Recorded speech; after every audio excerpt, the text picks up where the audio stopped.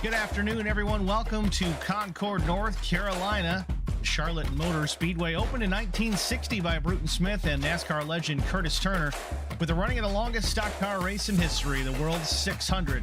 Charlotte Motor Speedway closed before it would ultimately become the home track for so many NASCAR teams. Just a year after the first race, the 1.5-mile oval was in bankruptcy. Done in by a huge infield rock formation that ballooned construction costs far beyond what its founders had forecast.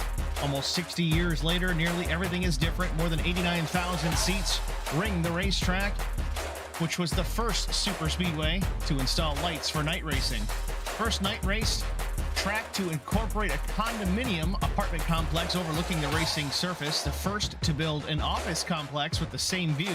The first racetrack to sell naming rights. And the first to open a year-round club where members can spectate during races and socialize with fellow club members at other times. Everything is different from 1960 except for one thing: fast cars and screaming fans. From DW hoping Rusty chokes on $200,000 to the pass in the grass that wasn't really a pass, NASCAR legends have made their mark here over the years, and today it's the Lonestar Racing Truck Series, Kelsie's Fight 200, and it's next on HBR TV.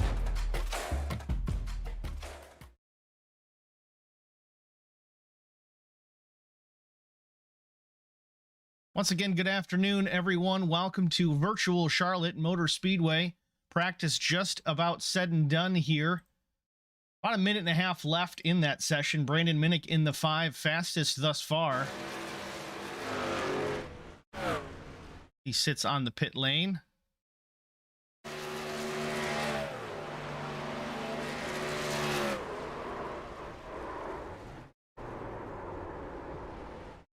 It's one way to get in your pit box. Before we get too deep into things, we can't forget the sponsors that have helped out for this event. Of course, I personally want to thank Justin Johnson for basically sponsoring this broadcast out of his own pocket, making sure that this could be become a reality. Certainly appreciate his participation there.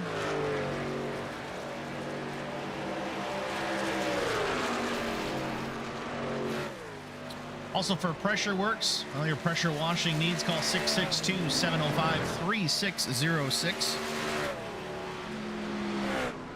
And Nueve Designs.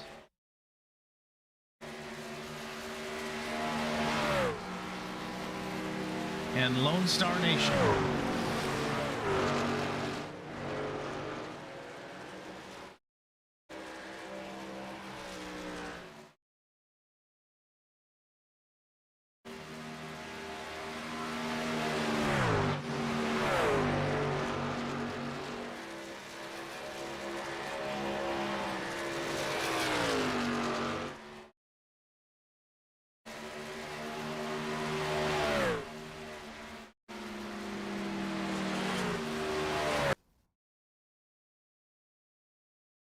Well, that officially wraps up practice. We're going to roll right into qualifying right away.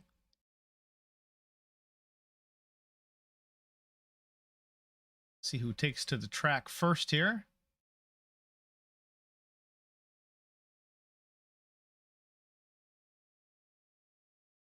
Nobody just yet. Maybe waiting for a little bit of cloud cover or some cooler track temperatures. Obviously, the cooler the racing surface gets, the more gripped up it becomes.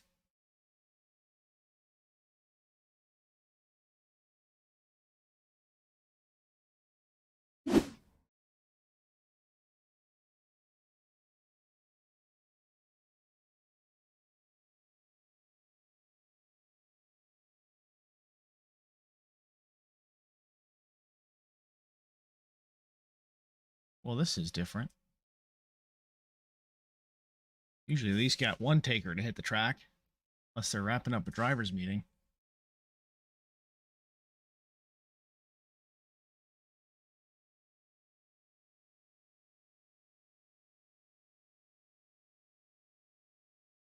It's only a 5-minute session here. I can't imagine guys are going to wait too terribly long.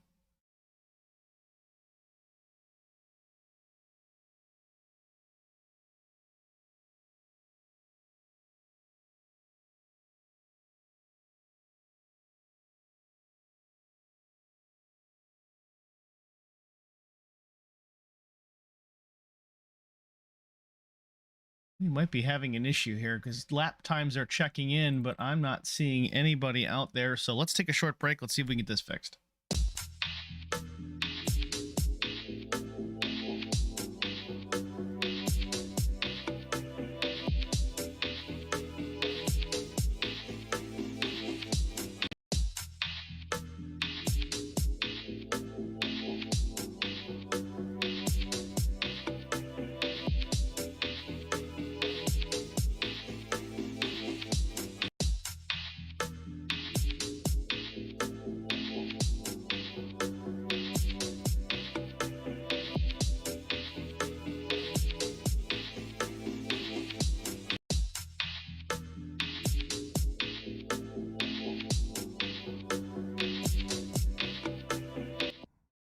Well, I see what happened.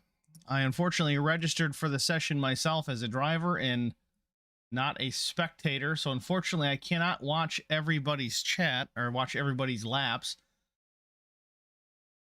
But you can see accurate information, at least on the left side of the screen, as far as the official results go. We still do have some time left, about 2 minutes left in the session. Brandon Minnick, top of the board. Keaton Burnett is second. Third is Kevin Blue. Fourth, Chris Goins. Fifth, Craig Lewis. This won't be an issue once we go green on the race, but unfortunately, the session thinks that I'm going to race, so I can't watch qualifying. So my apologies, but don't worry. The biggest part is the race. 200 laps around Charlotte Motor Speedway. We'll bring all the action to you here at HBR TV in just a couple of minutes.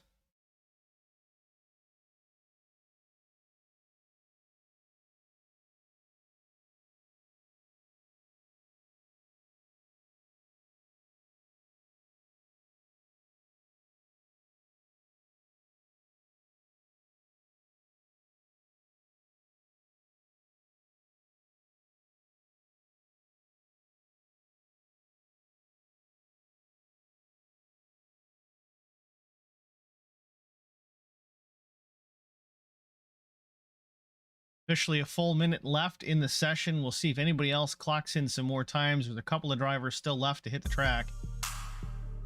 Jesse Redding, Ron Reynolds.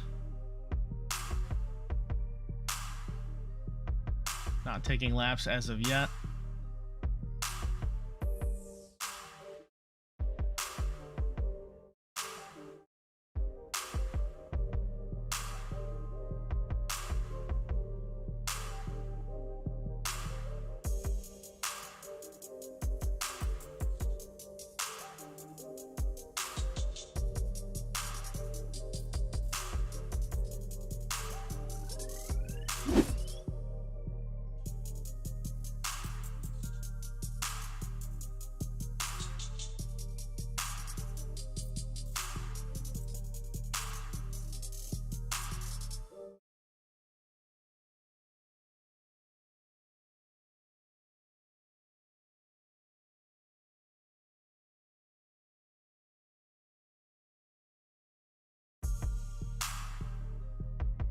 Well, the session is official. Let's take a look here at our starting grid for tonight's event.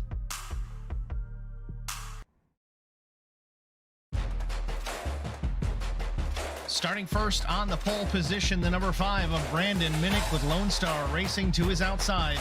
It is the 11 of Mark Truxell. Mark coming in from the Superior Class Auto Racing League. Stopping out, trying to help out with Kelsie's fight. Starting in the second row is Keaton Burnett. In the third position, the number 26 machine. Starting fourth is Justin Johnson in the 10 with Lonestar Racing. Kevin Blue, row number 3. In the fifth position, the number 54. Chris Goins to his outside in the 44. Starting 7th, Craig Lewis in the 7. And starting 8th is Josh Tart in the 8. Wow, that's interesting. Doesn't happen very often that way. Starting 9th, Terry Mellum in 13. Sean Roberts is 10th. Adam Flieger is 11th. And Kevin Grettenberger is 12th. Starting 13th, it's Mr. Fahey in the number 19. 14th is Tristan Sykes in the 99. Chris Elliott will roll off 15th. Ian Logan will start 16th. And somehow, even though I didn't turn a lap, I'm starting 17th. But hey, that'll happen. I'm in the booth, guys. Don't worry. I won't be out there. Starting the official 17th position will be Jesse Redding in the 721 shotgun on the field. That is your starting grid for tonight's Kelsie's Fight 200. Field sitting on the front stretch here, getting ready to roll out.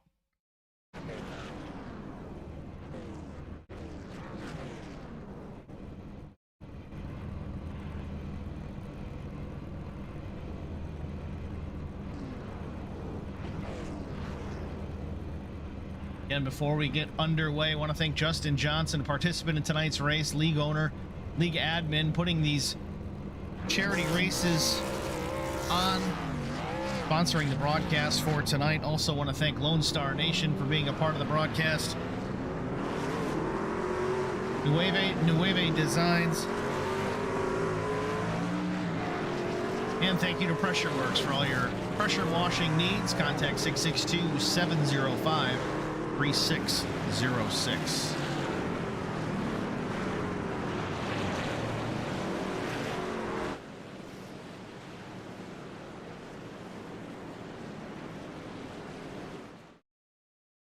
Field forming up 2 by 2, rolling out onto the back straightaway.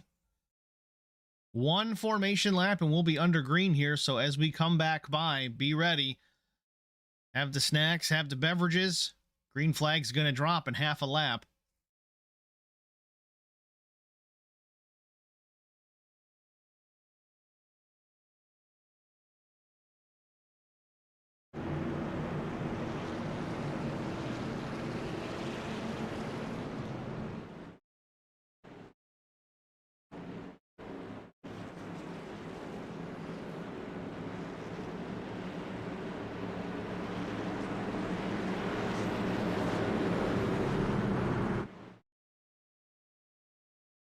Pace car peels off the banking starter, holding the flag. Green flag is out. Brandon Minnick in the throttle. We are underway here from Charlotte Motor Speedway. The Kelsie's Fight 200 is green.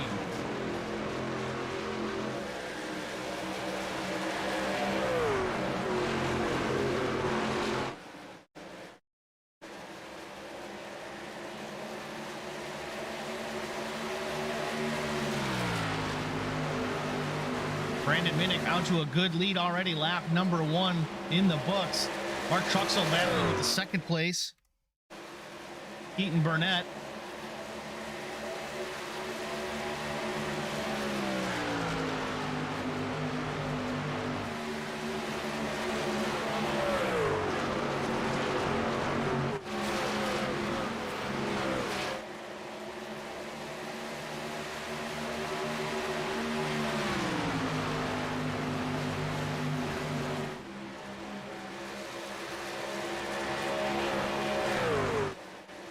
Mark Truxell has held on to that second spot over third place running Keaton Burnett, the number 26 machine.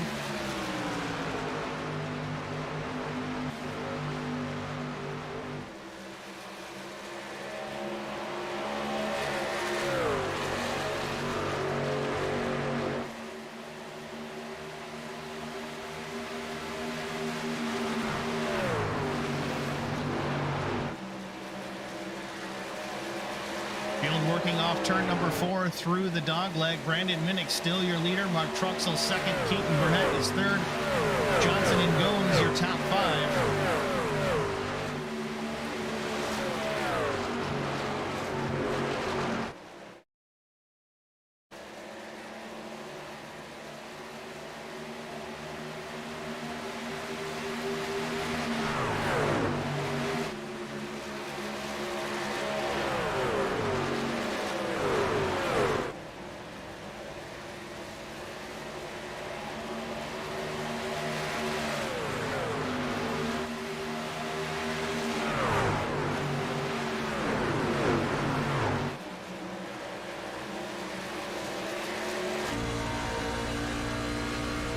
Mark Truxell tracking down the 5 of Brandon Minnick 5 laps into the event. Minnick jumped out to an early lead, but now Mark Truxell in that number 11 machine starting to track down Brandon Minnick.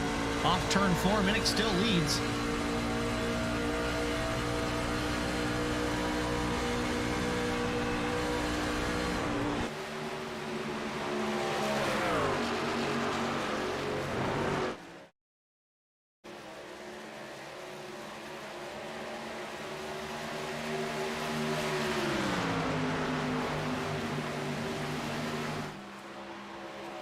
Mark Truxell is there right at the tailgate of the 5 of Minnick. They work off turn number 4. Watching it all unfold. Keaton Burnett there just a truck length or 2 back in the 3rd position. Here he goes. Mark Truxell taking a look to the inside of Brandon Minnick off turn number 2. Nothing doing. Didn't have enough to get it done. Brandon Minnick leads off of 2.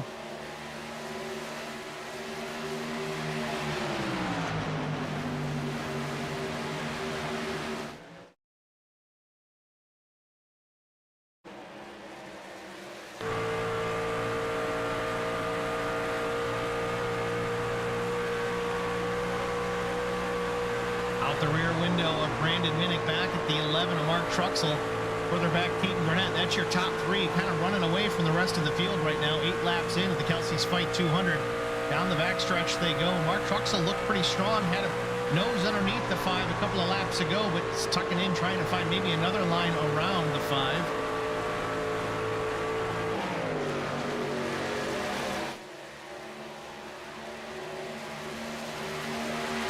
Look through the rest of the field here, but we're going to stay with this battle up front for the lead. Again, Mark Truxell in the 11 looks pretty quick here right now. The early going, lap 9 of 200.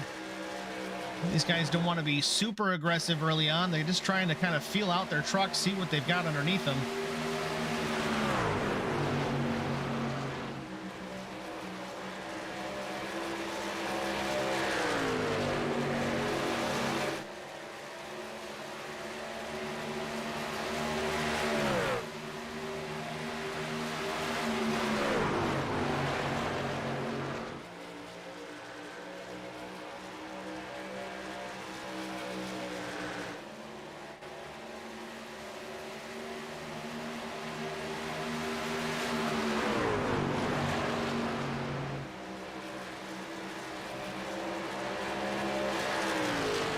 Brandon Minnick starting to put a gap again back on the 11 truck. Keaton Burnett runs in the 3rd spot, truck length behind Mark Truxell. Top 3 still well out in front from the rest of the field. We see a battle with Sean Roberts and Kevin Blue. Blue in the 54 machine, 55 of Roberts up high. All this going on for the 6th position. Sean Roberts has it. 54 of Blue wants it.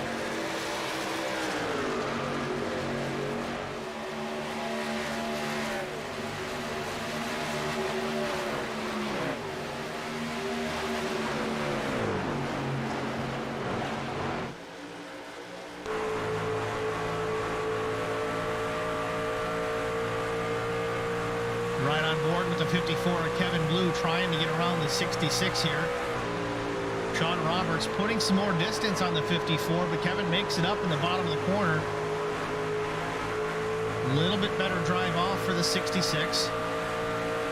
Meanwhile, they're catching some traffic up in front. Looks like Chris Goins, Justin Johnson just up ahead.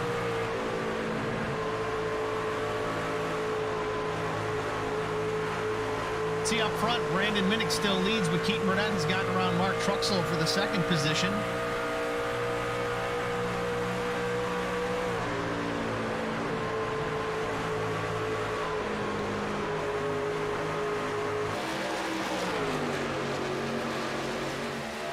Battle continues now. Sean Roberts trying to move around Chris Goins, the 44 machine. Pressure Works sponsored truck.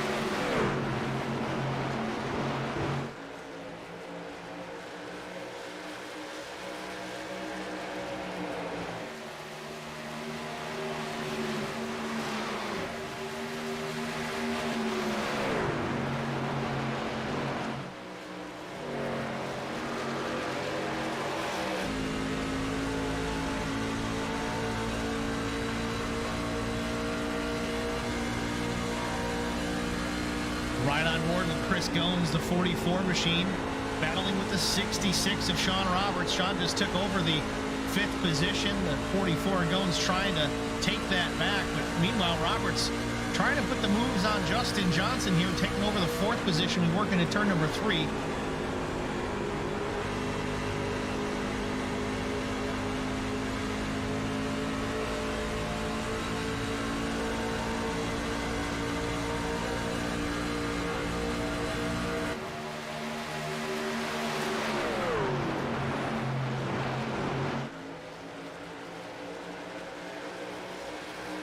Hard to take our eyes off the action back here for the top 5 positions. Leaders Minnick, Burnett, and Truxell kind of running away with things and relatively settled up front. But back here, we've got a whole hornet's nest of action. 66 of Roberts on the charge towards the front. It's passed 3 trucks here in the last 4 or 5 laps. John Roberts up 6 spots from where he started. Started 10th. He's running 4th. Chris Goins battling back. Trying to take the spot from Justin Johnson on the high side.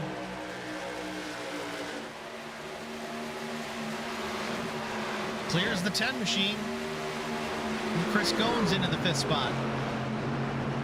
Now he's trying to go back around the 66 of Sean Roberts. Sean passed him about 5-6 laps ago, got around these cars behind them. Both these machines looking awful stout here in the early going of the race. 18 laps in. Chris Goins trying to take 4th away from Sean Roberts.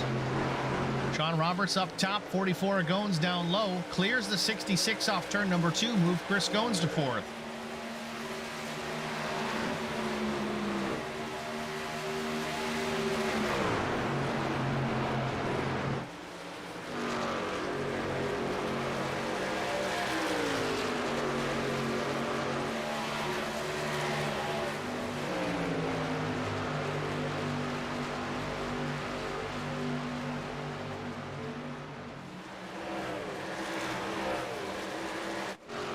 Back up front, Brandon Minnick still out front.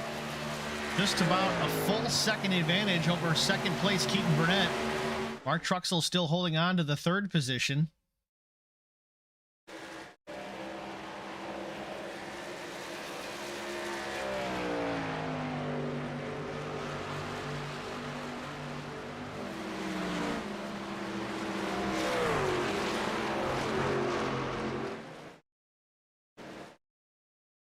Brandon Minnick about to pick up some lap traffic here in the next lap or so.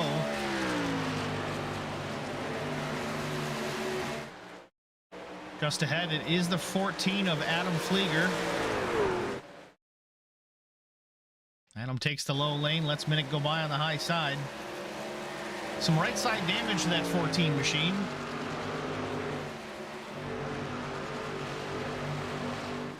Definitely gotten into the wall at some point. Keaton Burnett down low, stuck in behind the lap car. Mark Truxell might take advantage. Gonna split the upright here. Lap car in the middle, 2nd and 3rd going high and low.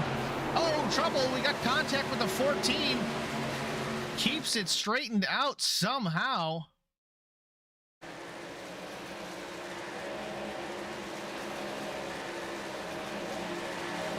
Through that exchange, though, the 11 of Mark Truxell's taken over the 2nd spot. Keaton Burnett getting the raw end of the deal on that lap car.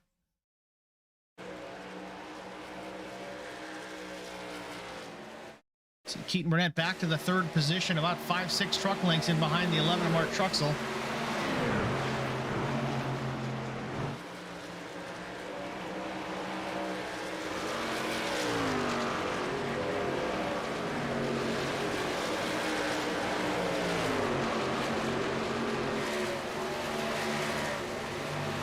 Trucks continue to battle here. The 54, Kevin Blue, getting ready to try and make some moves on the 10 of Justin Johnson. Justin running in the 6th spot, Kevin Blue 7th.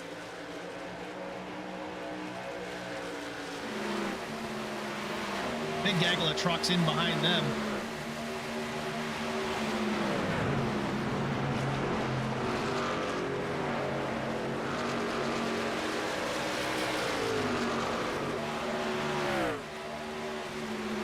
Top 3 starting to get spread out here again.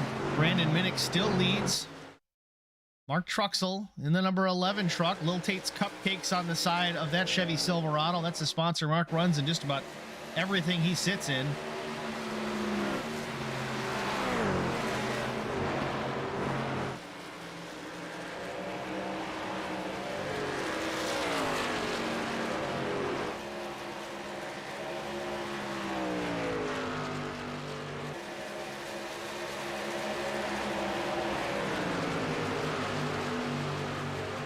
Kevin Blue still battles with the 10 of Justin Johnson. This is going to be for the 6th spot.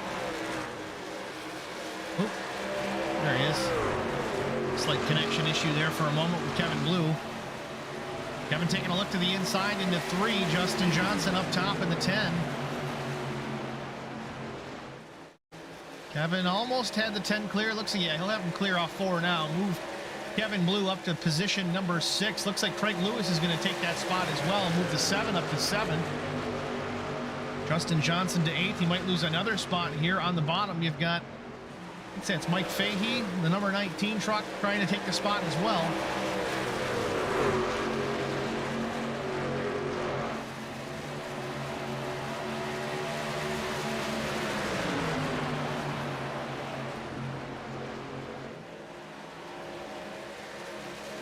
'57 of Grettenberger battling with the 99 of Tristan Sykes. Sykes up high.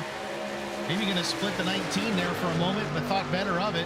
Tough place to do it. Not a whole lot of banking in the dog leg. 57 slides in behind the 19 of Fahey. Sykes the 99. Tail end of that field, that pack. Trying to fight back on the outside. Off turn number 2, down the back straightaway. A bit of a drag race between these two. No one for the 99 to go. Maybe have the 57 clear. Not so much. Sykes stays up on the high side. The 57 of Grettenberger still down low. Up ahead of them, Fahey and Justin Johnson continue to battle. A 3-car battle up here. This is for the 8th, 9th, and 10th spot. Justin Johnson, Mike Fahey, Tristan Sykes. That rounds off the top 10.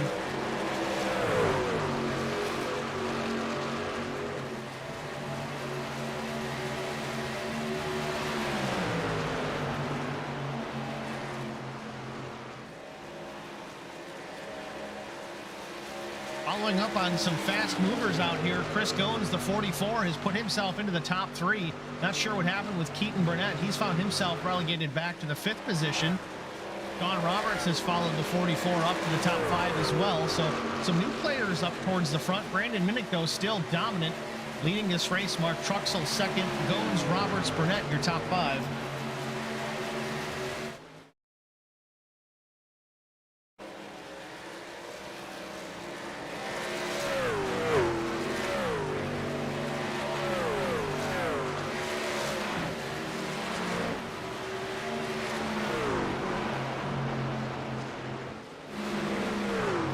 Good action all over the racetrack. There's a bunch of different battles going on. We'll look back to this Sykes, Johnson, and Fahey battle. 99 of Sykes has gotten his way passed by both of those trucks. Finds himself in the 8th position.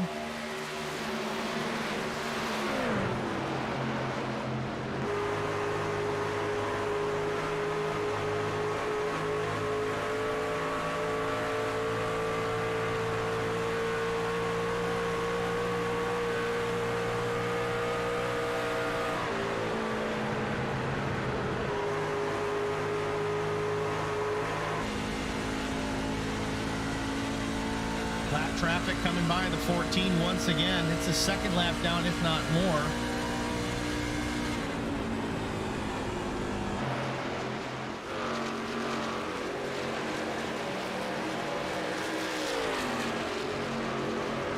Yeah, it's the 14 of Flieger. He's 2 laps down.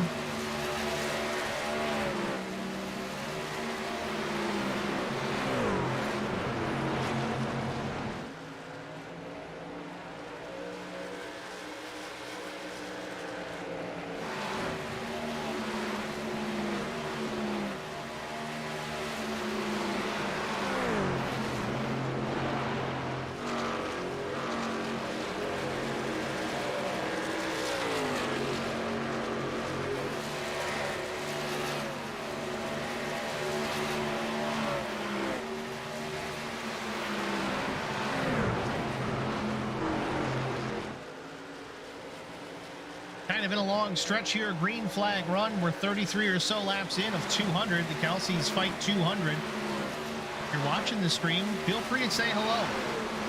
Jump in the stream chat, whether you're on Facebook or YouTube. Both platforms are live streamed. We've got Eddie Rose right now saying hello over on the YouTube side of things. I got 11 viewers in there. Only one of them saying hello.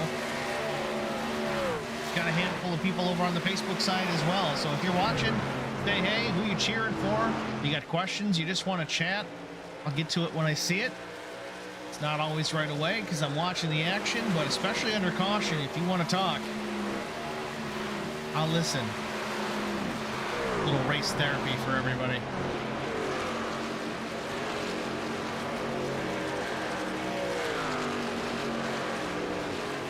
Field pretty well strung out here, 35 laps in.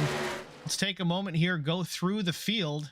Of course, Brandon Minnick started tonight's race from the pole position. Number 5X, Kelsey's Fight, right on the side there. Representing proud and strong here, right at the front of the field for Brandon Minnick. Mark Truxell running in the second spot. Mark started outside pole, had some time in the third position, went back and forth with Keaton Burnett. Still running P number 2, the number 11 Lil Tate's Cupcake Silverado. Chris Goins, the number 44 Pressure Works entry. Chris started back in the 6th position. He's running in that general vicinity for quite some time and decided it was go time. Him and Sean Roberts both started trucking towards the front. 44 finds himself in the 3rd place. Sean Roberts, we just mentioned, running 4th. He started 10th, so far a good morning, good afternoon for the 66. A little bit of right side damage on that machine. Sean Roberts out of Albertus, Pennsylvania. Also running a Kelsey's Fight livery on that number 66 Ford F-150. Kevin Blue, the number 54 truck, Lake City Auto on the side of that Chevrolet. Kevin running in the top 5. Keaton Burnett lost 3 spots so far from where he started this afternoon's race. That Natty Light machine, number 26 Silverado, looked pretty strong, was running as high as 2nd, but now finds himself 6th, now about to be 7th. Looks like Craig Lewis, the Hugger Orange, is number 7. Is passing him for position here. Craig Lewis now moving up to the 6th position. Keaton Burnett actually drops back to 8th, 9th. Kristen Sykes, the number 99 Nueve Designs 99X. Kristen is looking strong here this afternoon as well. He's up from 14th, runs in the 7th spot. Mike Fahey, the number 19 machine. Mike's running out of Ilion, New York. It's an active duty airman driving for Life Aid Beverage and Built Protein. Fahey finds himself in the 8th position. Again, Keaton Burnett all the way back to the 9th spot. Caution is out, though. We only got through our top 10. Chris Goins, the 44 has crashed. Let's see what happened with Chris.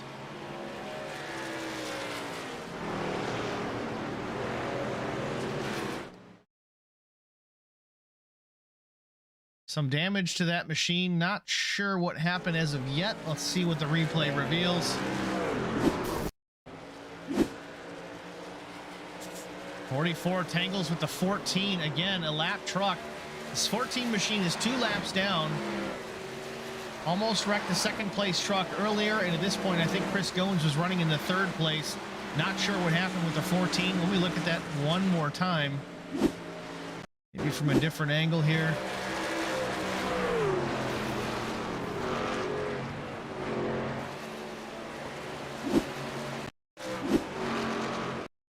All right, so the 14 truck up high, 44 Goins down low. 14 truck just gets a little loose on exit at turn 2. Goins is just running his line, expecting there to be some room. There just wasn't.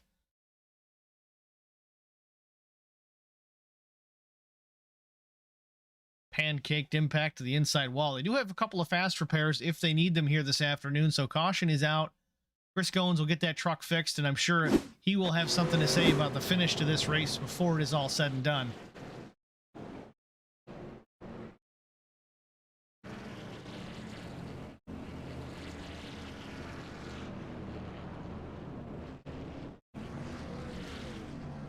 Slides into his pit box. See, there you go. Fast repair used.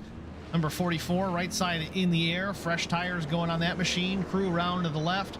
Jack underneath. 4 tires and Sunoco Racing fuel for the 44 Chris Goins. Brings out our caution. First caution of the afternoon, lap 41 of 200, but he's down and away. Repairs made, ready for more action. Chris Goins rejoins the field. Right now looks like in the 10th position. He'll work his way back up towards the front.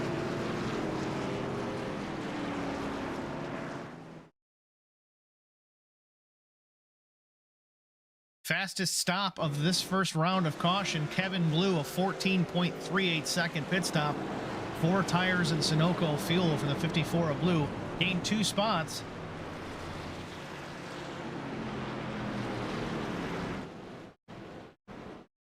With that, we're going to take a very short break. We'll be back for the restart after this.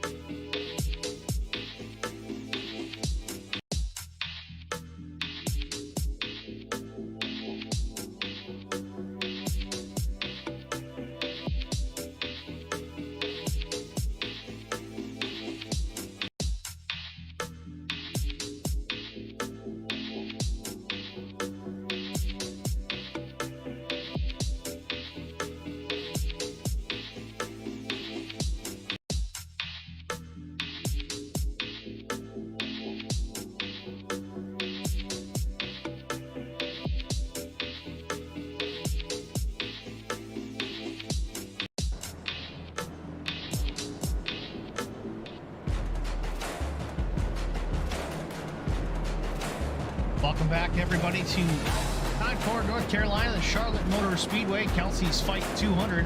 Under our first caution here, lap 42 of 200. Brandon Minnick has led since the outset, looking really strong in that number 5 machine. Mark Truxell, second. Kevin Blue, third. John Roberts, fourth. Craig Lewis is fifth. Getting ready to go back to green here. Pit stops have been made. Been a good race so far here. Lots of action all over the racetrack. Thanks, guys, for saying hello in the stream chat. The couple that have, we got again Eddie Rose picking Mark Truxell to win today. Got Devil Tech 66. Minnick is my pick. Judy Tate, let's go Mark Truxell, hoping for a checkered flag. Thanks for saying hello, guys. Keep it up. If you got questions, comments, concerns, you got questions, we've got answers. No, this is not a Radio Shack ad. Jade Asbury saying good job 44, rooting on Chris Gones. That's on the Facebook side. Lights are off atop the iRacing pace car. We're going to go back to green here. Lap 44 will click off. Still 14 trucks on the lead lap.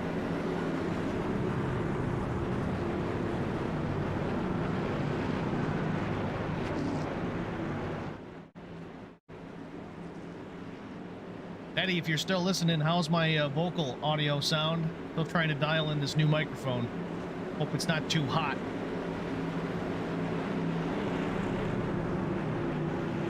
Pace car hits the pit lane. 5 is in the gas. We're back underway here. The Kelsie's Fight 200 is green. Lap 44 goes up on the board. Minnick out to a good lead already. A truck length back to the 11 of Mark Truxell. 66, 54, Blue and Roberts, third and fourth.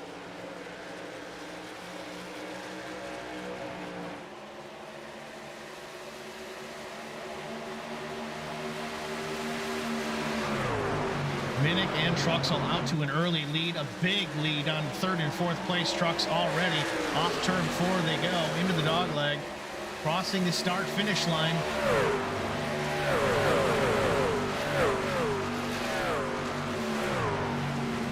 Big advantage for the top 2 already. These guys are not messing around. Only 45 laps in of 200 and they are after it.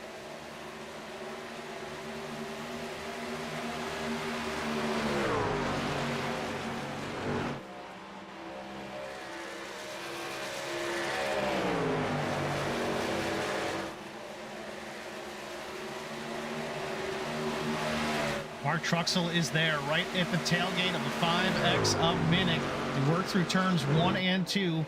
Now a couple of truck length advantage for the 5. They work off turn number 2 down the back straightaway.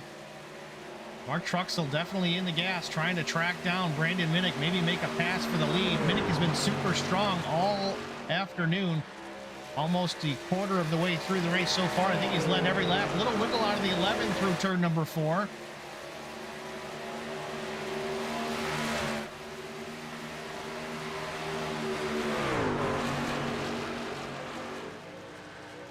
Still a truck length, truck and a half back to the 11.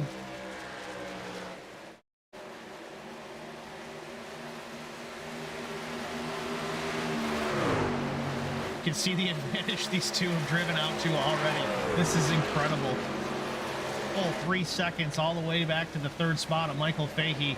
Fahey having a good afternoon himself. He's up 10 spots already.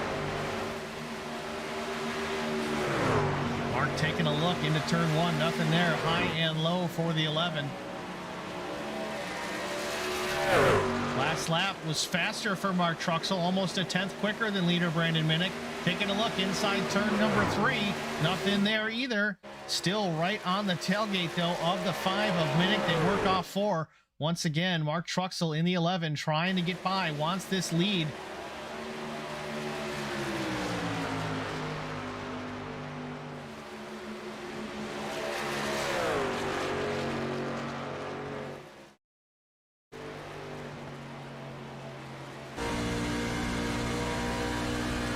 Right on board with the 11 of Mark Truxell, still trying to get by the 5 of Brandon Minnick. Hasn't been able to do it as of yet. Coming to 50 laps of the race. Brandon Minnick has led, I believe, every one of them, unless somebody may have stayed out under a caution. But so far, every green flag lap belongs to the 5 of Minnick. Back into turn number 1, Mark Truxell. About a truck off the back tailgate. Turn 2 again. Can he gain any ground with the draft? Minimal.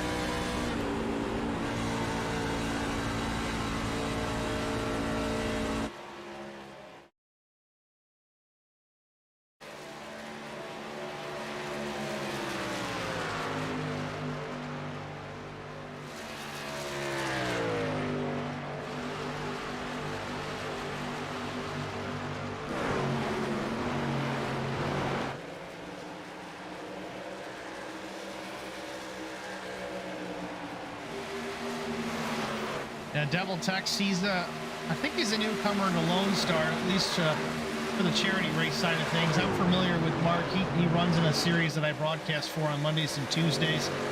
In Superior Class Auto Racing, they run ARCA and Super Lates and Cup on Tuesdays. Mondays, they alternate the other two. But Mark's no slouch. He's good. He's consistent. The biggest thing with Mark is he's very clean. You won't see an overly aggressive move out of him more times than not. He will be patient. He will wait until an opportunity. He's very good at recognizing if he's got it or if he doesn't. So he will get the finish that the truck is capable of. But beyond that, he's not going to ruffle too many feathers. Good, clean racer.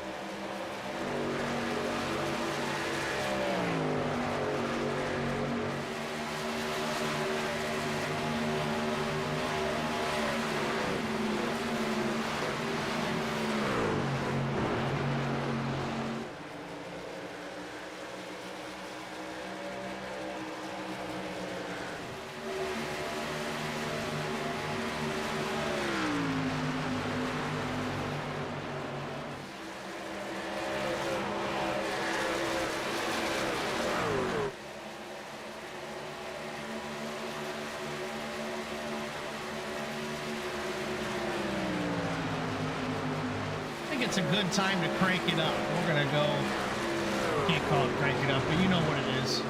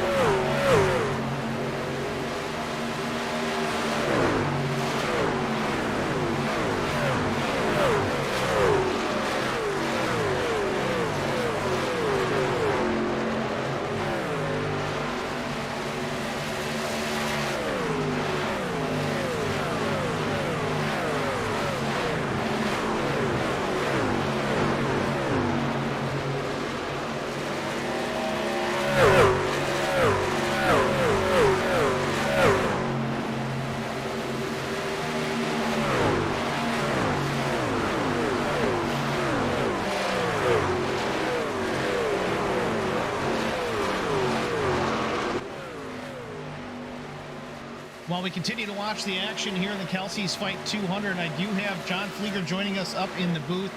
John is actually Kelsie's husband. So, John, tell us about what we're out here for here this afternoon.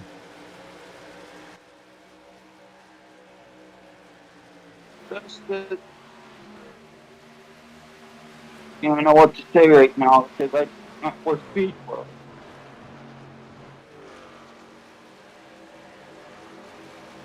She's still working in therapy, trying to get help, and they.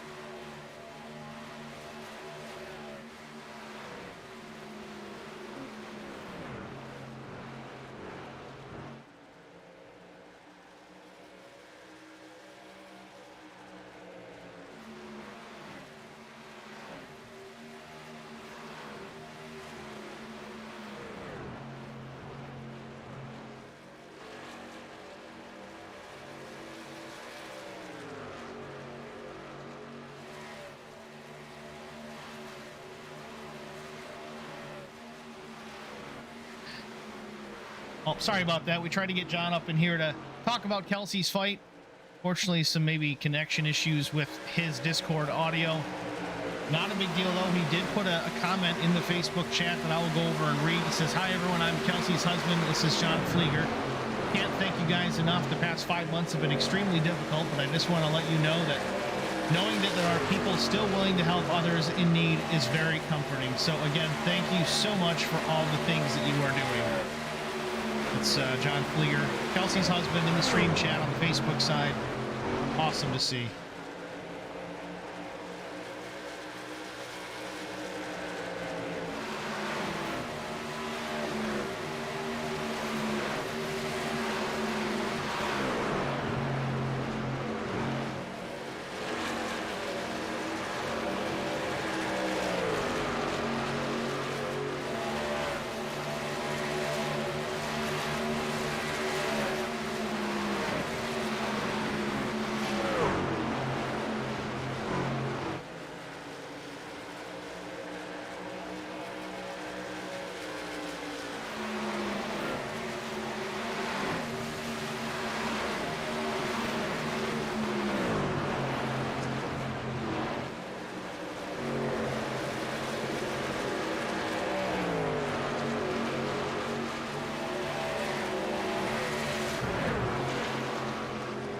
Still the action out front, not as hot and heavy as it once was. Brandon Minnick, though, still leading. Dominating performance thus far, 62 laps into the Kelsie's Fight 200. Mark Truxell in the second spot, not really losing too much ground on the 5, but it's about a 3 truck length disadvantage for the 11. Mike Fahey, on the other hand, back in the third spot, the number 19 Life Aid Ford F-150. About a 3-second gap for him back to the top spot.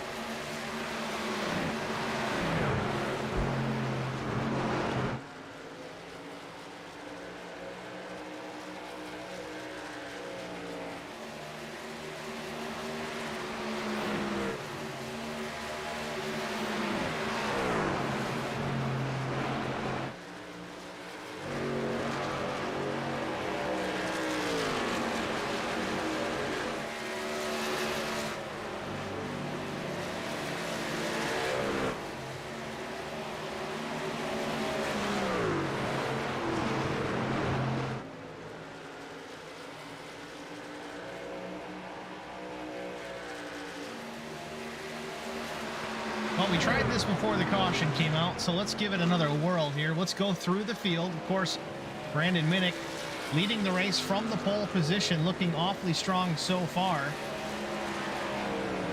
I believe every green flag lap has belonged to the 5 truck. Mark Truxell, the 11 machine, he's running in the second spot right where he started.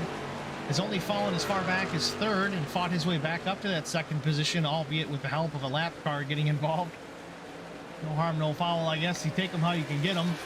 Mike Fahey, the number 19 machine. Again, Fahey, an active duty airman driving for Life Aid Beverage and Built Protein. He runs in the 3rd spot. John Roberts, the 4th position, the number 66 truck. He runs 4th. Chris Gomes, Looking strong in the early stages of the race, got caught up in an incident with a lap truck, damaged that machine, had to burn a fast repair, but as we expected, Chris Goins working his way back towards the front, runs 5th. Looks like he's going to take over that 4th position here in just a lap or two. Kevin Blue, the number 54 Lake City Auto Machine, he runs in the 6th spot. For now, as you see Justin Johnson down low, taking over that position, moved the 10 up to P number 6. Craig Lewis back in the 8th position, the number 7 Hugger Oranges.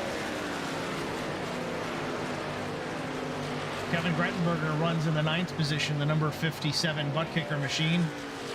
Keaton Burnett running in the 10th spot, still top 10. Got Fahey Race Wraps on the side, Natty Light on the hood, LSR Gaming. Keaton was running top 3, as high as 2nd place early on in the race after some issues with a lap car. Finds himself still top 10, but in need of battling back towards the front. Terry Mellum in the 11th position, the number 13 Navy entry. Jesse Redding, 721 Machine. Fahey's Fun Factory Resort and Casino. Can't be real. It can't be real. If it is, I want to check it out. And last truck on the lead lap is the 99 to Tristan Sykes. Not sure what happened with Sykes. He was running top 5, but there is some significant damage on the right side of that machine.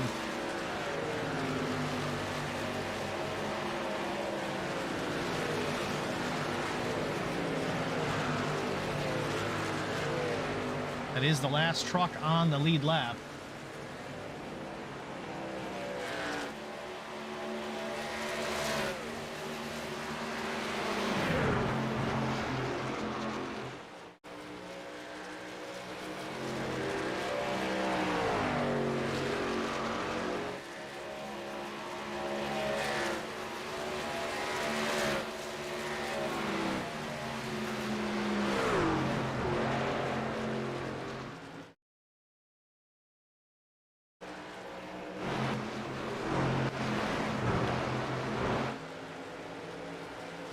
Battle here with the 57. Kevin Grettenberger leads this pack of 3.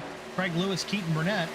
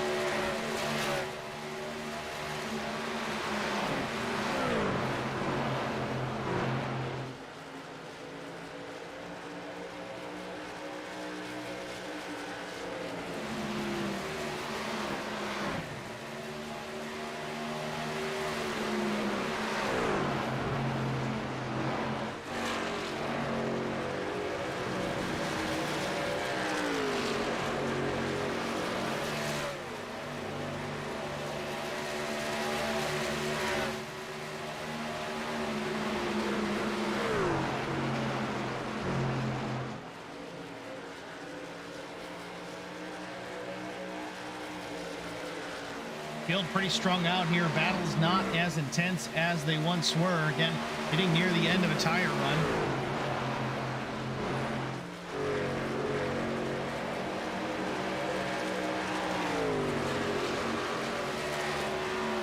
Talked about Chris Goins being on a tear. He's moved himself into the top 3 once again.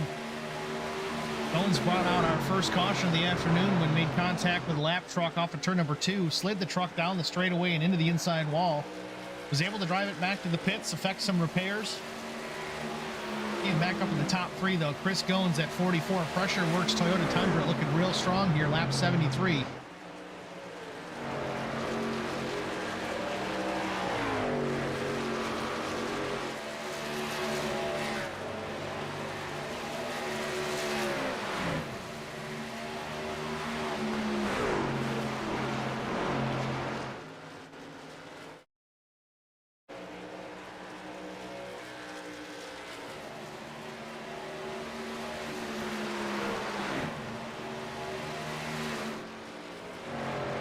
Up front, the distance between Minnick and Mark Truxell still not that big. Truxell hanging back. The 11 truck is in the 2nd spot there, about half a second behind the 5 of Minnick. Maintaining that deficit here at the later stages of this run. We're 25 laps short of halfway.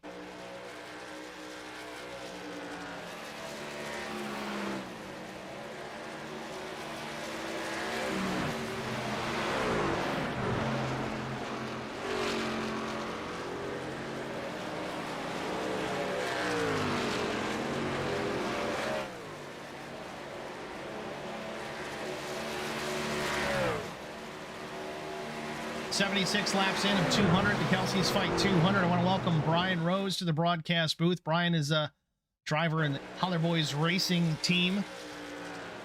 Joins me occasionally here in the HBR TV side to help out with things. Welcome, Brian. Thanks for joining us. Hey, glad to be here, Steve. Yeah, we're snowed in here in West Virginia. Not a whole lot to do. I figured I would get on here and try my hand at some broadcasting. It's always good to be up here in the booth with you guys and watch a good race. How much snow did you guys get? Right now it's little to no snow, but we're covered in ice right now. It's coming down pretty heavy with the cold stuff. Yeah, I mean, I'm up here in Western New York, kind of smack dab between Buffalo and Syracuse. We don't have a ton of snow yet. We're expecting 10 to 16 inches tomorrow morning, but 0 degrees overnight, and I'm doing this broadcast from a cold house because my heat ain't working. Well, speaking of no heat, it looks like there's some good heated up battles on the racetrack right now. There are a few, not for the lead, unfortunately, at least for Mark Truxell's sake. He's running in that second position.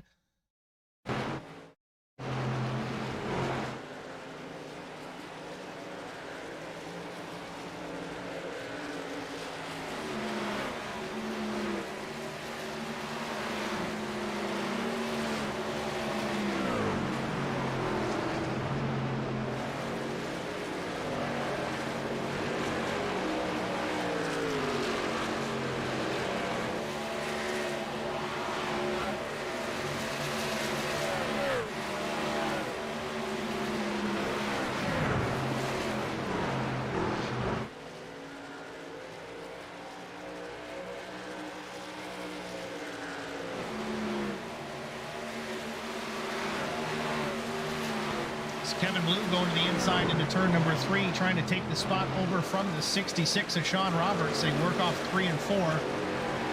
54 of Kevin Blue. Not quite clear of Sean Roberts. They work through the dog leg. Now he's clear. One more spot to Justin Johnson. That would be for the 5th position. Justin about a half a corner through further ahead.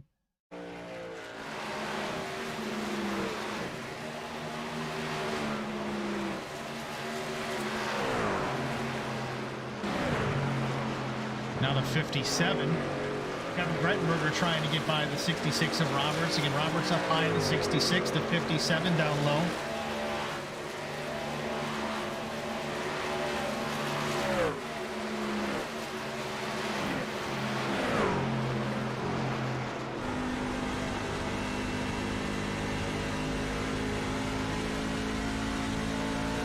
Give the position to the 57. Grettenberger clears him off turn number 2. Move Roberts down to the 7th spot.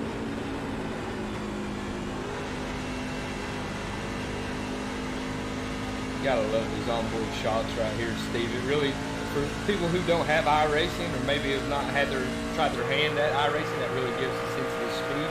Just for watching all the cars go around the track at 170 miles an hour all together, really don't give the sense of, you know, what you're doing behind the wheel and just how hard you're driving, lap in and lap out. 180 miles per hour for 200 laps. You got to balance that speed with tire wear. Try not to cook the tires, and if they start to wear out, how much slower do you enter the corner? If you overdo it, then you got trouble. You slide it up the track, put it in the safer barrier. The big balancing act throughout the afternoon.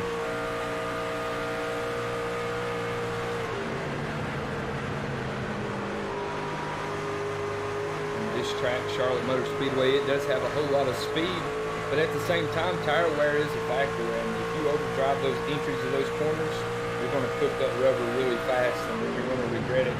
After about 15 to 20 laps, you're really going to have to start backing up those corners.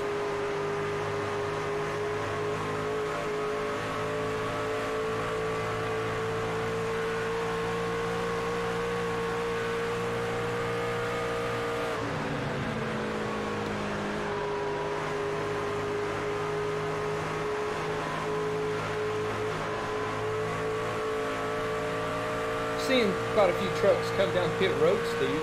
Is this scheduled pit stops here? Are we reaching the end of a fuel run just now getting in here? So not real up to date on the comings and goings with the race strategy right now. So is this all scheduled stops? We had a yellow. That was going back when we searched through here. Yellow flag came out about lap 39. Pretty much the whole field took tires at that point. We went back to green at lap 43. So, I mean, I'm not sure what the run is as far as fuel is concerned, but if guys are starting to pit, which some of them are, I think these are scheduled stops here at lap 85. We're just 15 shy of halfway. Probably got another stop or two to make it to the end, but this would make sense. 57 right here takes a very conservative entry on the pit road.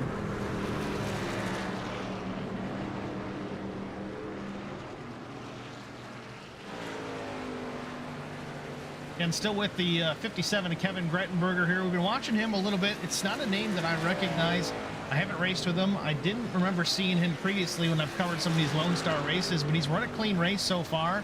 It's not banging in tailgates like some of these guys have been, but he's running top 10, sniffing that top 5, looking pretty strong, just running his race. Right side tires on, left sides go up. Sunoco Racing fuel going into that number 57 of Kevin Grettenberger. Jack is down, he's off and running. 4 tires and fuel for Kevin Grettenberger. He's back in the race.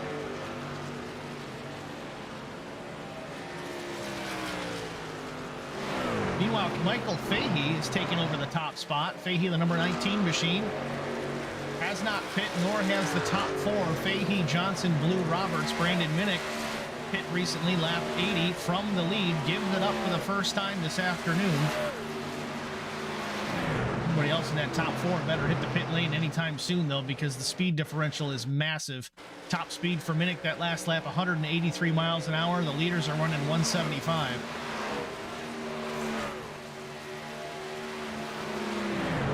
Yeah, maybe a little bit of strategy here. I know you try to stay out during these long runs, and you just hope for a yellow to come out whenever you're needing to pit. Sometimes it works out, and when it does, it works out big. And when it don't, it will definitely send you further to the rear of the field. But just to try to gain some track position, you know, I don't dislike this call right here, staying out. The problem is the track position that you gain staying out, it's only going to pay off if all of a sudden the yellow comes out. The speed differential between Minnick and the rest of these guys, Minnick is fast no matter what. They're losing a second a lap to him right now just by being on the racetrack. Yeah, when you're just pitting maybe during halfway of a stage or something, you just need to come in and take some fuel. Yeah, staying out as long as you can, that definitely can pay off. But when you take fresh rubber, you can stick your tires on there, and then speed's a factor, lap times, yeah, you got to duck off as soon as possible, maybe stay out, lead a lap, get your name on the board, but you got to get those sticker tires in order to make any speed. You know, you look at the lap times, 31:11 was Minnick's last lap. The leader ran at 33:29. So I think when the fastest guy in the track peels off, you kind of got to go with him. Otherwise, you don't have a prayer. I know it's difficult. You don't always want to do the same thing the leader does because you're not beating him now doing the same thing. It's not necessarily going to help you, but you don't want it to hurt you either.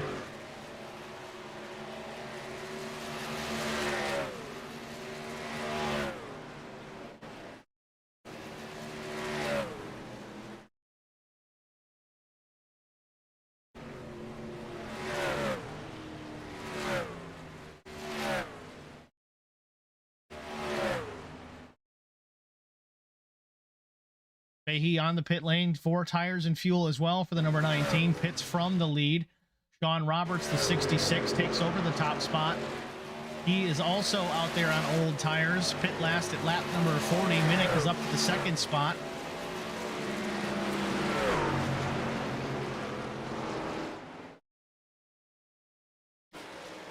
Roberts trying to be careful around the 14 truck. He's in the wall off turn number 2. Just a little bit of a scrape, but definitely pancakes the right side of the 66 truck.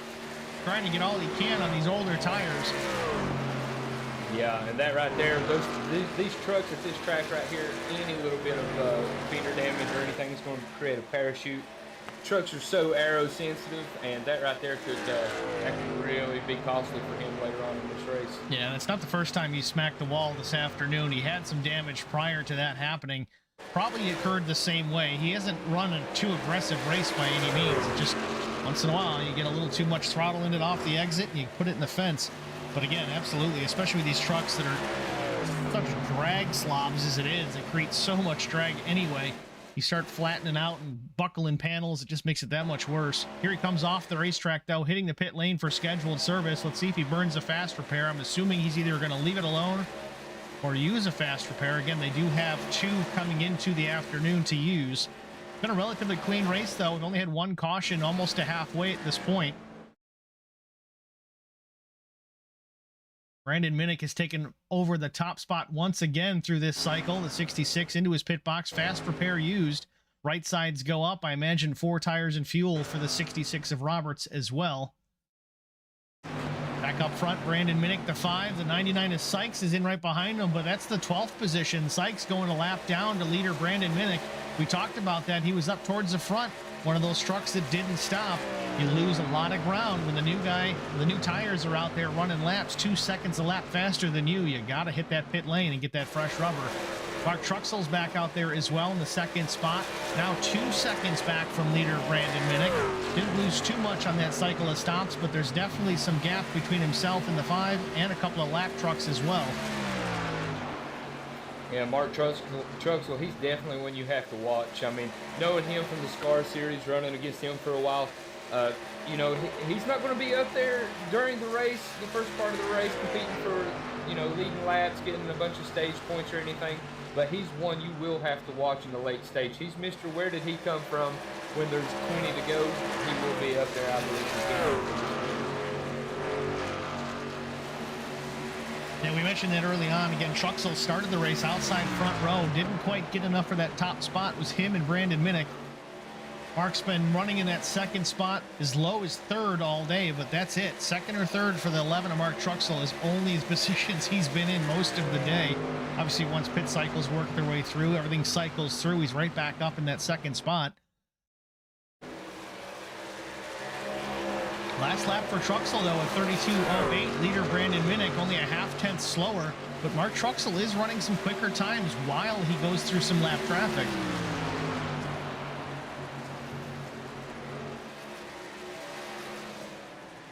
Ooh, wiggle from the 99 to Sykes.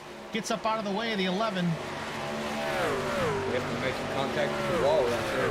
Interesting to see how that's going to pan out for him.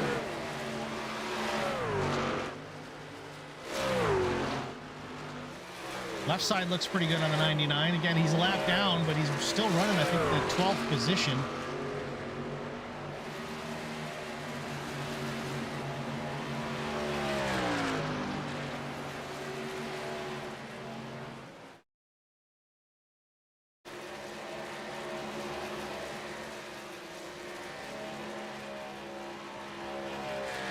Little bit of right rear damage on the 99, not too terrible. Didn't scuff it up too bad, but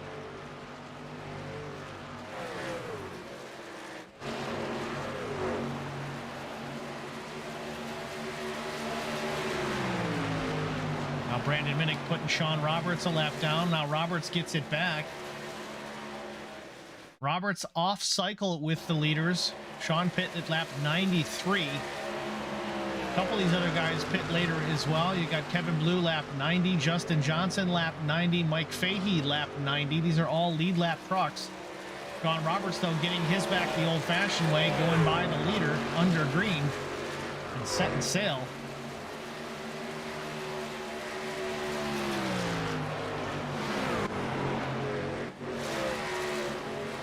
54 of Kevin Blue runs in the 9th spot, still top 10 for the 54. He's been close to, if not in the top 5, a lot of the first half of this race as we do just go past the halfway point of the event. Lap 101.99 to go here from Charlotte Motor Speedway.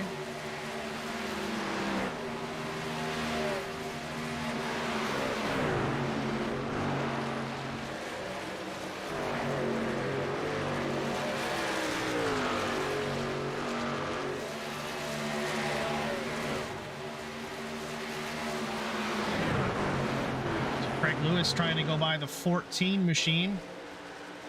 Adam Flieger.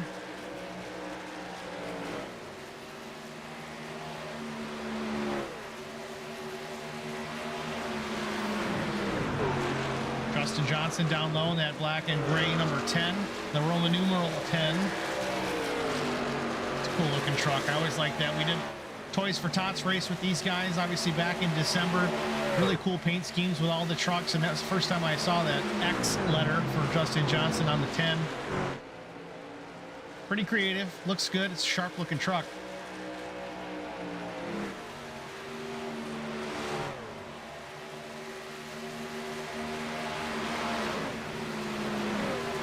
So Kevin Blue has taken over the 8th spot, got around the 57 of Kevin Grettenberger.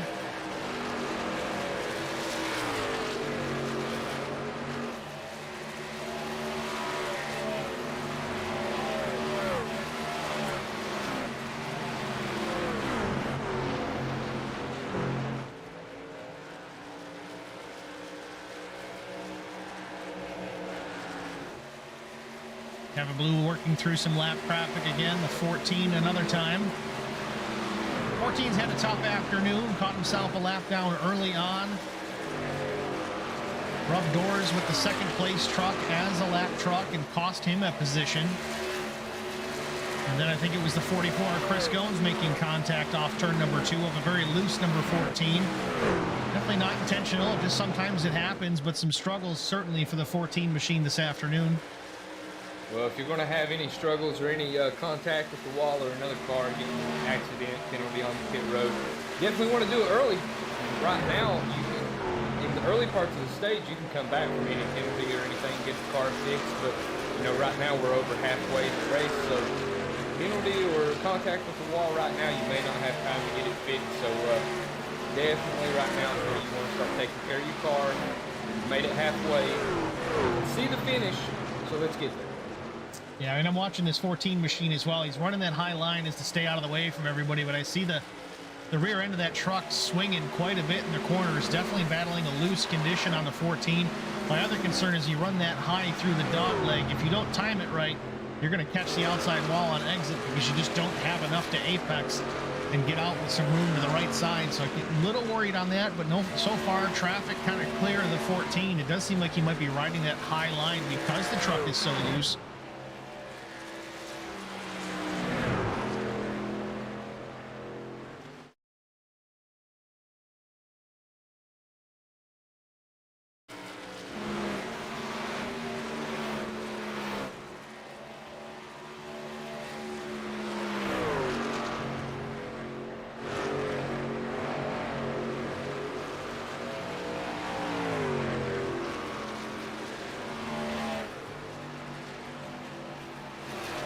We got a car in the wall. The 13 scrapes the wall, no contact with anybody else. Let's see who that was. It was the 13 of Terry Mellum. Navy-sponsored machine working through 3 and 4. Scraped the wall and entry to 1 and 2 all by himself. Some damage on the right side of that Silverado.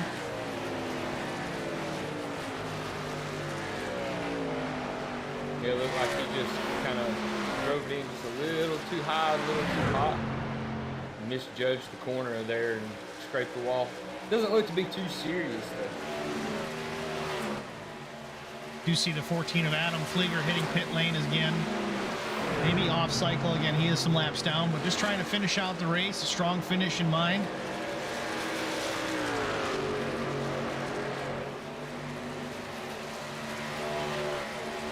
Sean Roberts, the 66 truck to the outside, trying to take a position away from the 7. Greg Lewis down low, Roberts up top.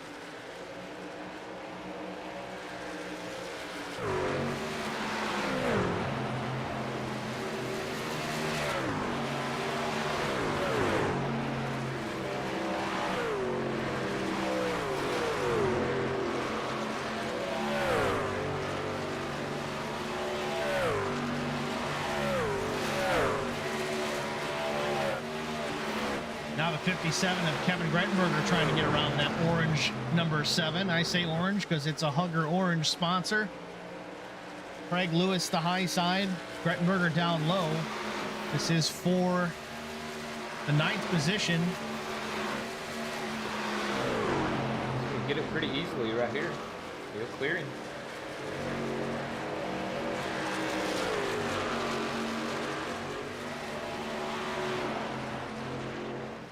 Back up front, Brandon Minnick still leading. Got some lap traffic still dealing with them. It's a 7:21 machine. Jesse Redding.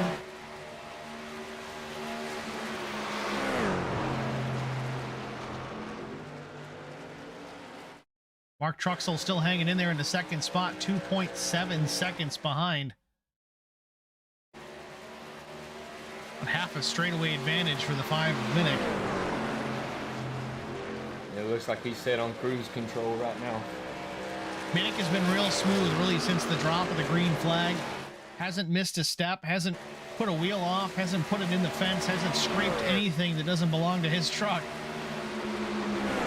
can tell he's out there turning these laps and running really well. The 7:21 machine, though, Jesse Redding, albeit a lap down, is hanging with Brandon really well right now. Let's see. He pit about the same time as Brandon did, so it's interesting to see is maybe Brandon saving some tire for later on in the run, or if Redding is actually pretty decent out there, just had some struggles early on and finds himself running in the 13th position. You know, he's got such a large lead right now. I gotta believe he has to set his tires going into here. I mean, he's running, you know, a 32.6 right now. Mark's running a 32.8. So maybe not. You know, maybe he's just got that much speed right now in that truck. Well, speaking of Mark, though, that might be why his lap times are what they are. He's battling the 44, Chris Goins. Chris has worked his way up side by side with Mark Truxell off the turn right now. Truxell up top, Goins down low. The 44 Pressure Works machine trying to take over the second spot as they come through the dog leg. Give the position to Goins as they cross the line. Doesn't have the 11 clear just yet, or does he? He does into turn number 1. Mark Truxell keeps the high side, going to try and get a run down the backstretch. Not sure if he's close enough to make it work. He's got 2 or 3 truck lengths at this point. I think Chris Goins has got this one free and clear into turn number 3.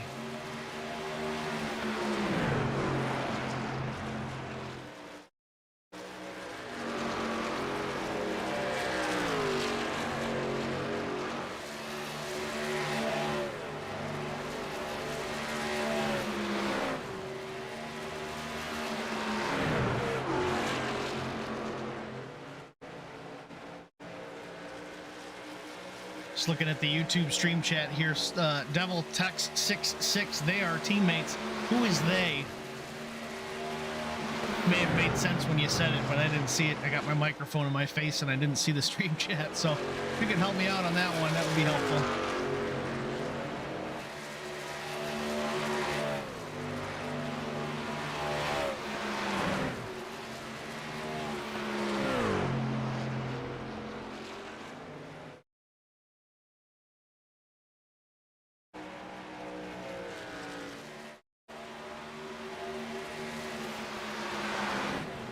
They've got a car in the wall right here. Looks like he's going Tristan Sykes crashed, no caution. I do have a replay. We can go back and take a look. The 99 machine, Tristan Sykes. Let's take a look at it while we we spit that one out again while we continue to run under green flag. Oh, yeah, that was a big one. That could have been way worse. That was between the 19 of Fahey and the 99 of Sykes. What in the world? Just parks it in the wall too right there. Definitely a blown engine. He'll tow back. Probably the reason why there was no caution right there.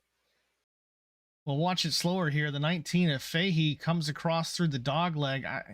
He was looking like he was where the grass used to be. I don't know what he was doing down there. That was odd. I don't know. That was odd. Both those trucks took a really odd line going into the tri-oval.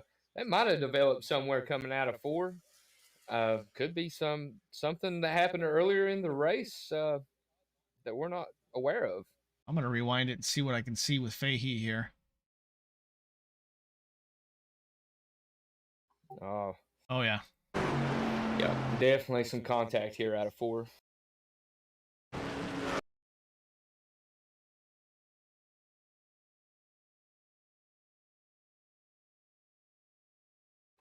It sort of looks like, though, I mean... Sykes was loose already. There was no contact yet.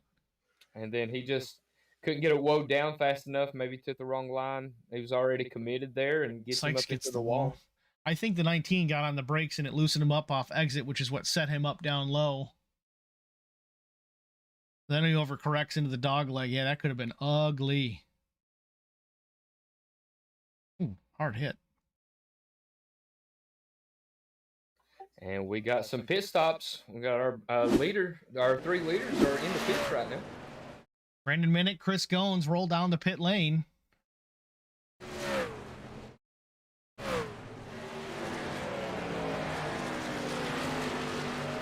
Good pit entry for Brandon Minnick. Right sides go on. And I can't imagine anybody's taking 2 here. 4 tires and fuel for Brandon Minnick.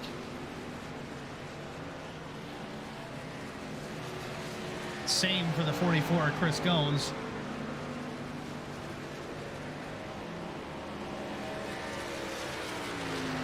Meanwhile, back out front, though, Justin Johnson through this cycle has taken over the race lead. The number 10, Roman numeral 10, Lone Star Racing Machine, the Ryco Motorsports.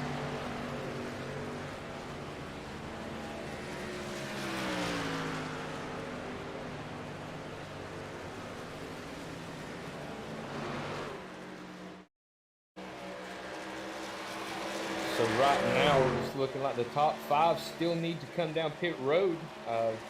Justin Johnson, the last time he was on pit road, as well as Kevin Blue, was at lap 90. Sean Roberts at 93. And then 4th to 5th, they were lap 85 and 83. So definitely the top 5 have to come down pit road. Mark Truxell right now, once this cycles through, should take over the lead.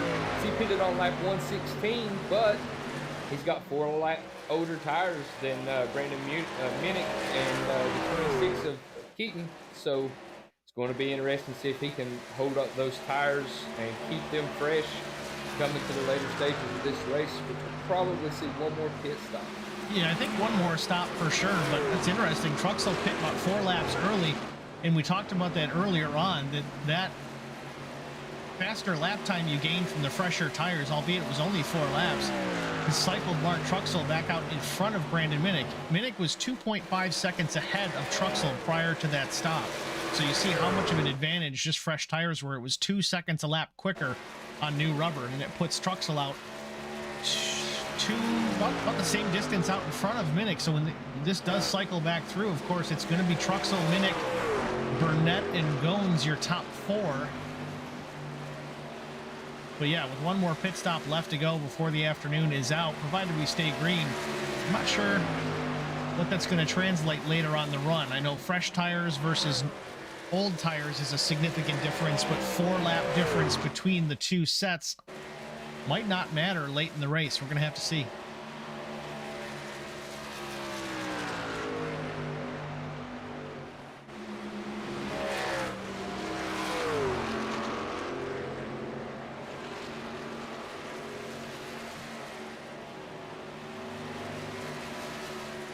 Now, Brian, it looks like the 14 of Adam Flieger has decided to call it an afternoon. The machine has been parked on the pit lane here for the last 10 minutes or so.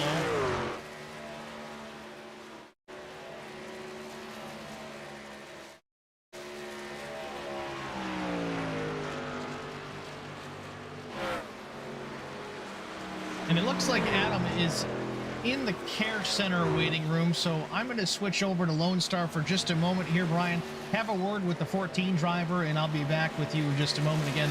Brian Rose is in our HBR TV Discord, unable to get into the Lone Star one, so we got to bounce around a little bit, but don't worry, he'll be back. Oh, and just like that, he's left the care center, so...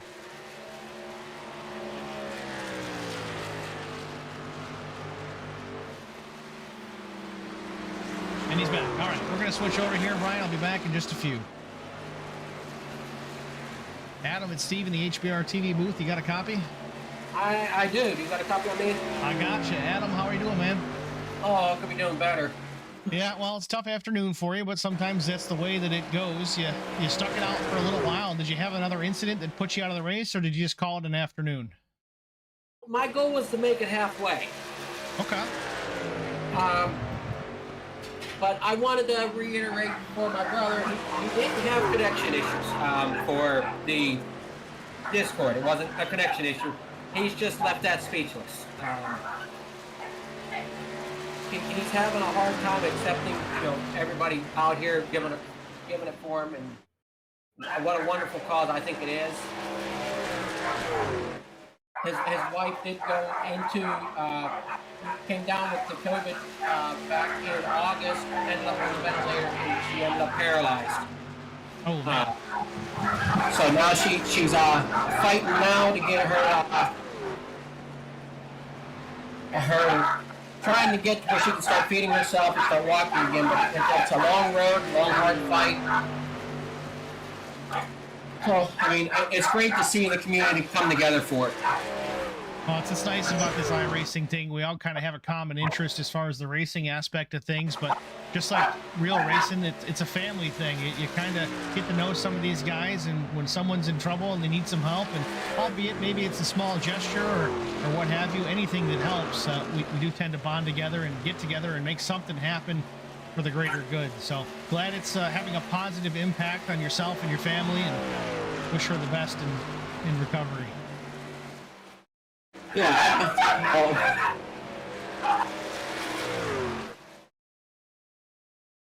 Sorry about the bugs. I had somebody walking through my yard, so I don't know if people were able to hear it.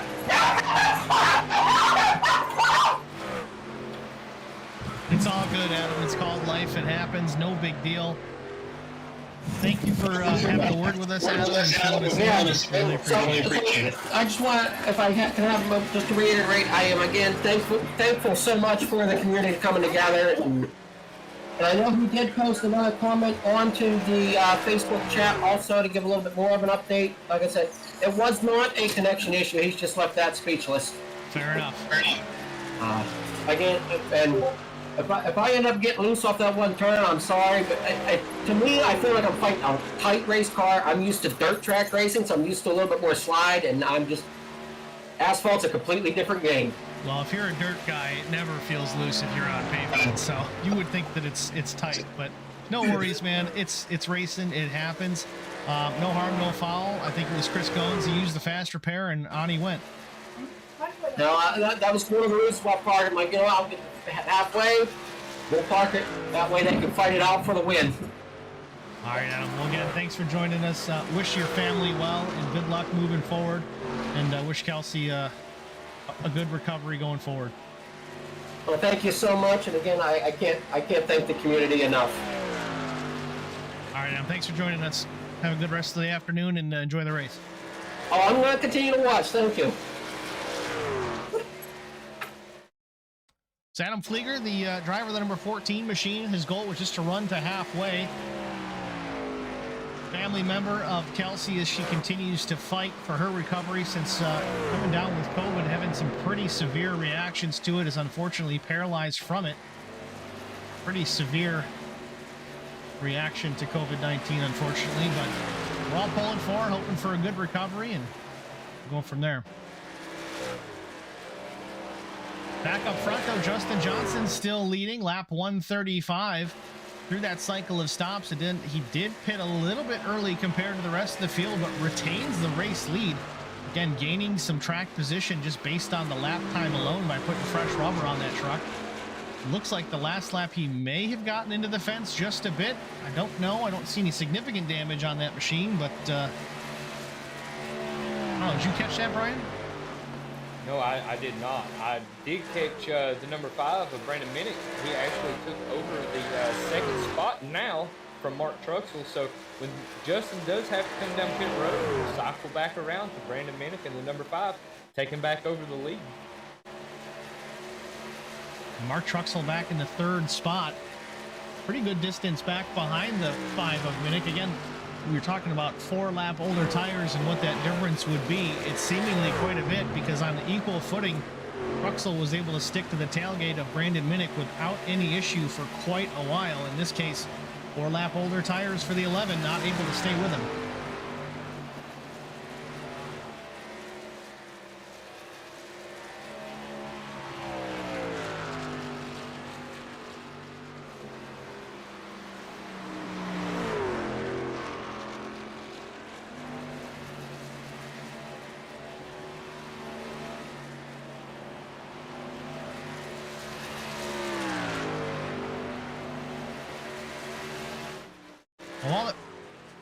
pit stops have cycled through. Let's take another trip through the field. And right now, Justin Johnson, your current leader out of Odessa, Texas, the number 10 machine. Justin helped organize this whole event here for Kelsie's fight. Justin's actually the sponsor of today's broadcast, so Justin, certainly appreciate your contribution to continue to lead the race. That number 10, or that X numbered machine. Brandon Minnick, dominant all afternoon, started the race on the pole position, runs in the second spot. A little bit of a battle in behind him, the 66 of Roberts and the 7. Craig Lewis battle for position in behind them. Mark Truxell started outside pole, runs in the third position. 4 lap older tires than the leader right now, or at least the eventual leader, Brandon Minnick. Justin Johnson off cycle, going to need to pit here in a little while. Keaton Burnett, been up near the front most of the afternoon. Was high as in second position early on, got shuffled through with some contact with the lap vehicle, finds himself in the 4th spot now. In the 5th position, we do have the 44, Chris Goins. Chris is very quick on old tires. Seems to excel and work his way close towards the front later on in the run. So keep an eye on the 44 to be right up there in the top 3 as we work through this. Mike Fahey, the 19, contact with the wall recently, still finds himself in the top 6. The number 19 Life Aid Ford F-150. Again, Michael, an active duty airman driving for Life Aid Beverage and Built Protein. Kevin Blue, the 54 machine, Lake City Auto, runs in the 6th spot. While we talk about this, Justin Johnson has pit from the lead to take possibly his final stop of the afternoon. This being off cycle may work out for the 10 of Justin Johnson, because I think he's good to go to the end, whereas the leaders on the track right now may need to make one more stop still. So this could cycle out in his favor.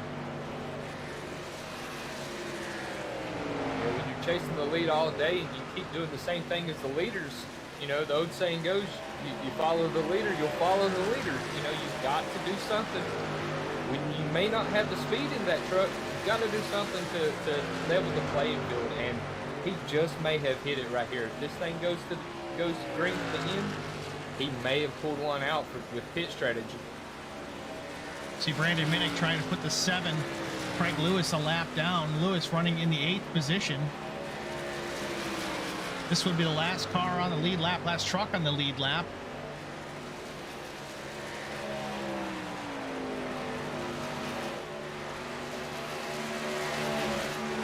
Never heard that saying before, Brian.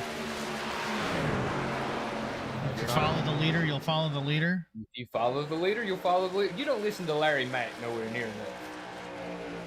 I'm going to say something Harry Hogg would have said. That's pretty damn obvious. Here's another saying. Why is the windshield bigger than the rear view? Well, I don't know. I've never heard that one. No sense in looking behind you.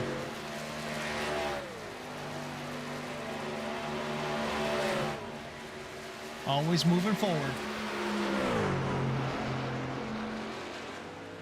Speaking of moving forward, though, let's talk about Michael Fahey. Again, he's running in the 6th position, had some struggles, so to speak, with the 99 of Tristan Sykes about, I don't know, 10, 20 laps ago.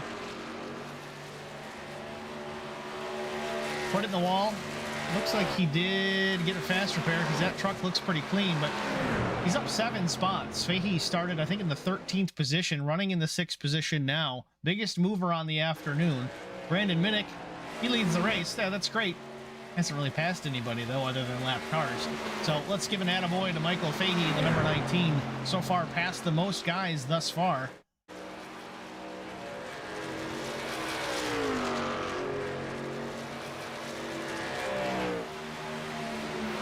The 57 of Grettenberger passing the 26 machine.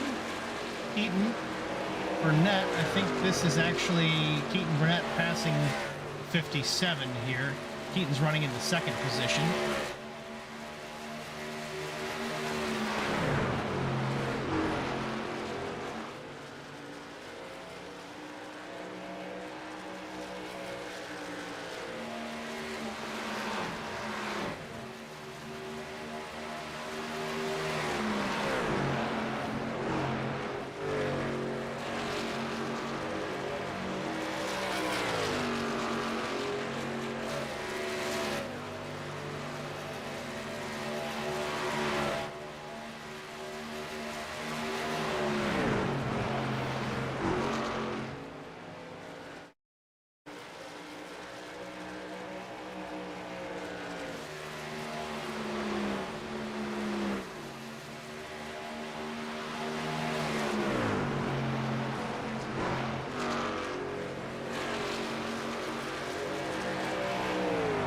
Keaton Burnett, of course, running in that second position. Not really able to dispatch the 57 that great. Rettenberger is a lap down. About a 5-lap tire difference between these two.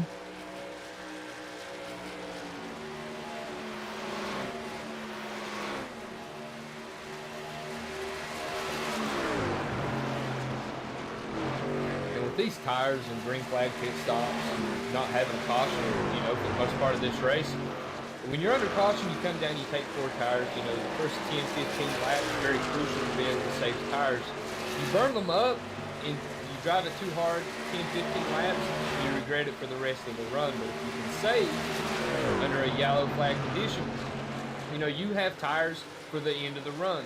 You come out on green flag stop, you get your tires, come out, you have to go. You have to. There is no saving tires.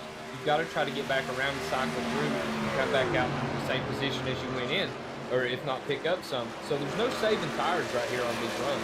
And just 4 laps difference in rubber, that's a lot of speed right there.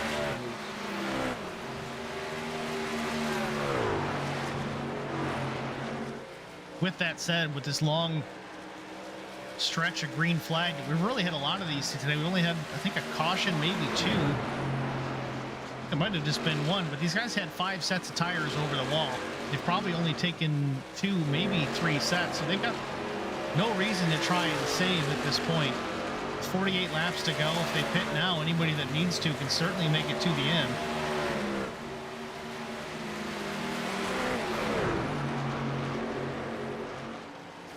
Well, you definitely want to be that guy that's on the pit box that's made all the right calls. You came down, got your fuel, got your tires when you needed to. You want to have one set to go.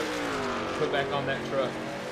Mark Truxell gets way up against the wall right there. But you want to have one set coming to the end. I mean, a yellow flag towards the end of this race, 10, 15 laps to go. You're definitely going to want that fresh set of stickers laid on pit road to come and get.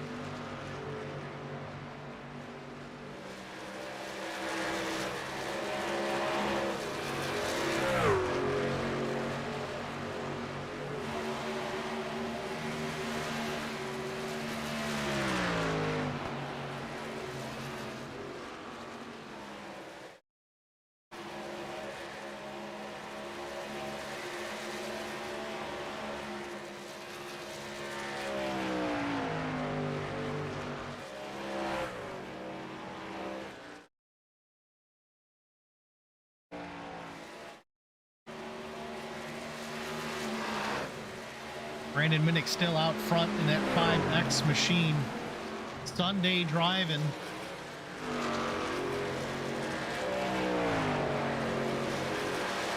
He's had that truck on a rail since the drop of the green flag.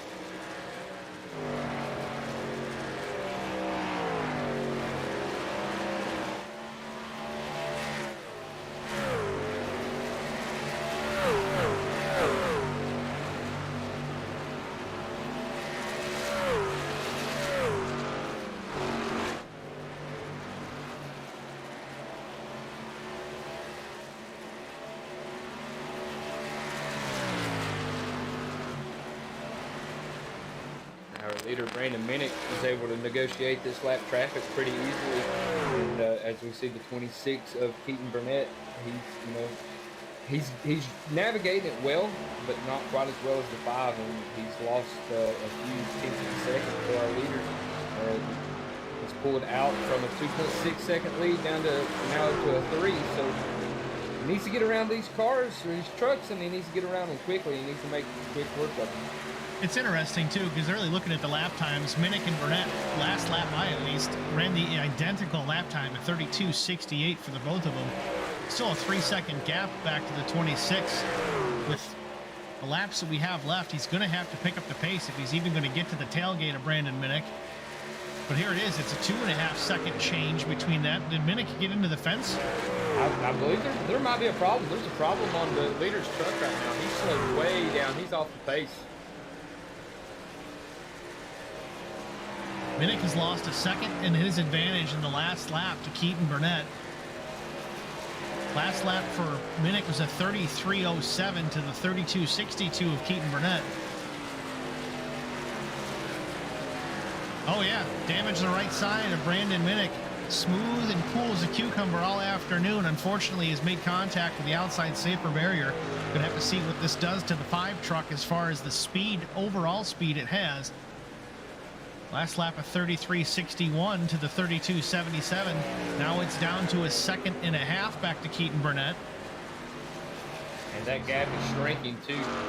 I mean, the 26 truck does have a little bit of drafting help, although that is a lap down car. You know, just having those 2 cars hooked up together, they're going to pick up some speed, and they're running him down 1.3 second gap now.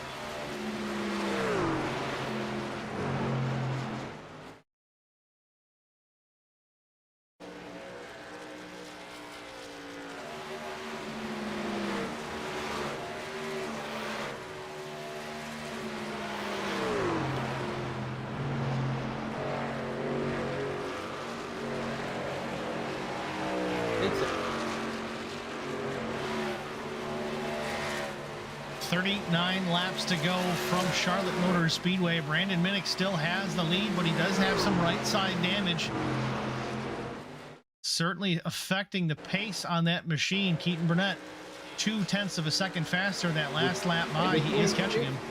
The 26 can't afford to let this 57 truck right now get beside of him. It's going to slow him down with the side draft of these trucks.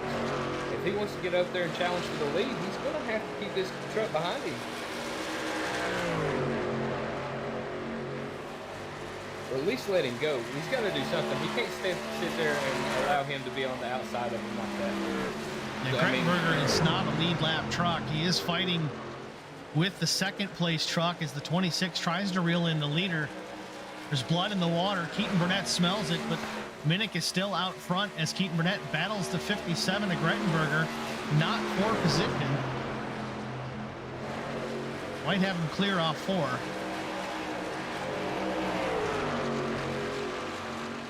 Crosses him over. What is this guy doing? And that's a real head scratcher right there, Steven. That's something you can be cool and come all race, but now we're down in the closing laps of this event, and then you have a lap down truck racing you as he was on the lead lap, not really competing for anything right now, and you're going out there and trying to hunt down the leader, knowing you're closing the gap, and now you're racing the lap down truck. That's something that's really gonna, yeah, I'm sure he's not very happy. Grettenberger is on 5-lap pressure tires, so maybe he can drive away and then Keaton can just run his laps and not have to worry about it. Maybe sniff the draft of the 57 down the straightaways to pick up a little bit of speed, but battling with the 57 was like music to the ears of Brandon Minnick, because a 32.99 for Minnick last time, a 33.13 for Burnett. You have some lead lap trucks hitting the pit lane. Kevin Blue rolls down in the number 54. And so do the leaders. Brandon Minnick, Keaton Burnett both hit the pit lane at the same time. Probably a smart move on the 26's part. Gets him out of the argument with the 57. Fresh tires for himself and Minnick. Minnick will probably burn a fast repair. I have to believe if he's got one to burn, he will burn it right here. Best thing that the 26 can do is get in, get out as clean as possible, try to make up some time on pit road right there. Fast repair used by the 5 of Minnick. He had 2 to start with. That's the first time he's needed to do anything to that truck besides fuel and tires all afternoon. Right side's on, left side's in the air. Sunoco race fuel going in. It's down and away. Minnick back out, rejoins the fight. Meanwhile, Sean Roberts has taken over the race lead. His last pit was at 1:30, so 10 laps later than the leaders the last time, but here he comes down the pit lane again for the 66. Real hot and heavy, wiggling, sliding all over the place. It sounds like somebody hit the wall somewhere. Wasn't the 66, but Justin Johnson now takes over the top spot once again. We talked about that. Justin pit at lap 140, so that would be a 60-lap run to the finish if he can do it. 10 truck looking stout front of the field, maybe pulling a fast one here. Pit strategy gets him to the lead here. I believe he can make it to the end. Brandon Minnick running in the 4th spot with a fresh set of tires, half a lap behind, but no, Justin Johnson rolls off the track, hits the pit lane. That's an interesting call right there. I mean, I don't think you stay out on that last run as long as you did, unless you're thinking that you're going to be able to make it to the end. Interesting. I just, the only thought I've got there is maybe he's worried about the tire loss, but that's going to hand the lead over to Mark Truxell, who pitted on lap 159. He's got a 1.7 second lead over Brandon Minnick right now, but he also has 5 lap older tires. yeah, the same cycle as the last time. I think it was a 4-lap differential between him and Minnick last time, but Truxell does cycle to the lead. Finally gets to the front. Run second and third only for so long. Finally puts that number 11 Lil Tate's Cupcake Silverado front of the field, at least for the time being. Brandon Minnick a 2nd and 4/10 behind, and closing that number dropping as they roll down the back straightaway. And you have the feeling right now, you know, with almost 30 laps to go, the intensity's ramping up. If you're watching it right here, you're watching it live, you can almost feel it as the trucks are making pit stops, they're coming back out on the track, everybody's getting grouped up. It's go time right now. You got pressure over, last stages of the race, you got to go as hard as you can go right now. So I mentioned it sounded like somebody had crashed. It was actually the 14 machine sitting on pit lane, idling for too long. It expired the engine in the pit lane.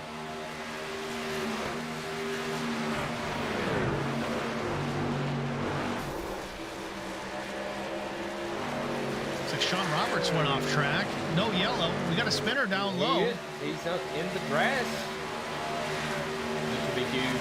He's got it pointing straight. I don't believe he'll be a caution. Parks it, exits the car, to the pit lane he goes. We stay under green.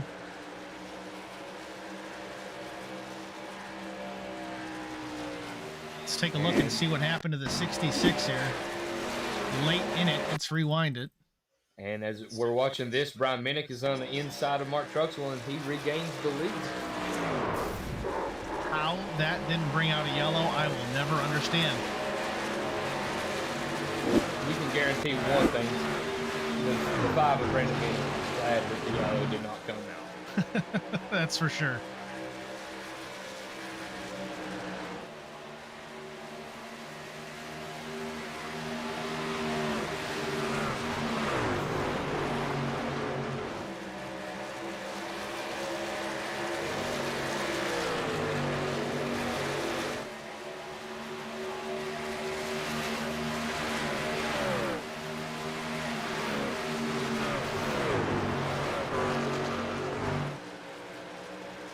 Top 4 are the only trucks on the lead lap. It's Minnick, Truxell, Gones, Keaton, Burnett.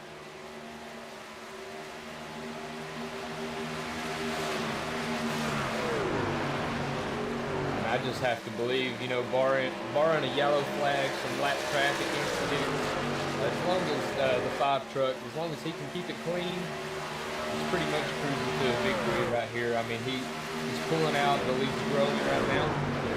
Less than 30 laps to go, 27 laps to go. I mean, he's pretty much got this wrapped up, barring a yellow. And I thought the 19 was going to cut across the nose of the 721 there.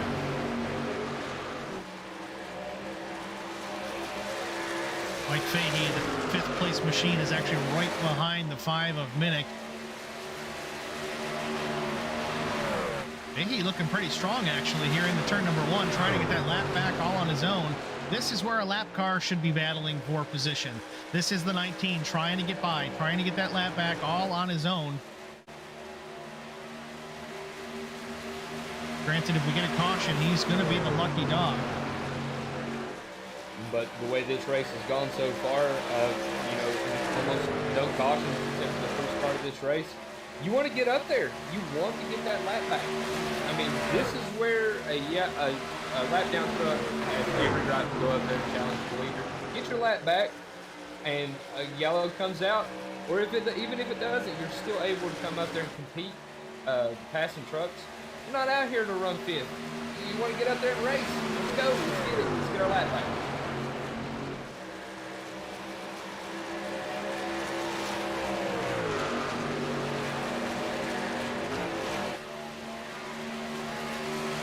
Laps to go. The Kelsies fight 200. It's been a really clean race thus far. One caution all afternoon, and it's been the Brandon Minnick show pretty much since the drop of the green flag. Got a couple other leaders peppered in there in between. Justin Johnson, Mark Truxell, just to name a couple. The 721 in the wall in the backstretch into turn 3. Bit of a wall magnet for him as they work through 3 and 4. I believe it's, yeah. Third and fourth place. They're racing pretty hard right now with the big pack of cars coming through the tri-oval. Mark Truxell's looking pretty strong right here. I thought he was going to peek out to take it 3 wide right there in the tri-oval, but he thinks better of it. Tucks back in behind the 44 truck. See if he can get a run coming down the backstretch. Some fast trucks here in this running group. Truxell, Johnson, and Chris Goins for sure. Lap truck and Terry Mellum in the group as well. Justin Johnson, though, on a tear, gets by them all.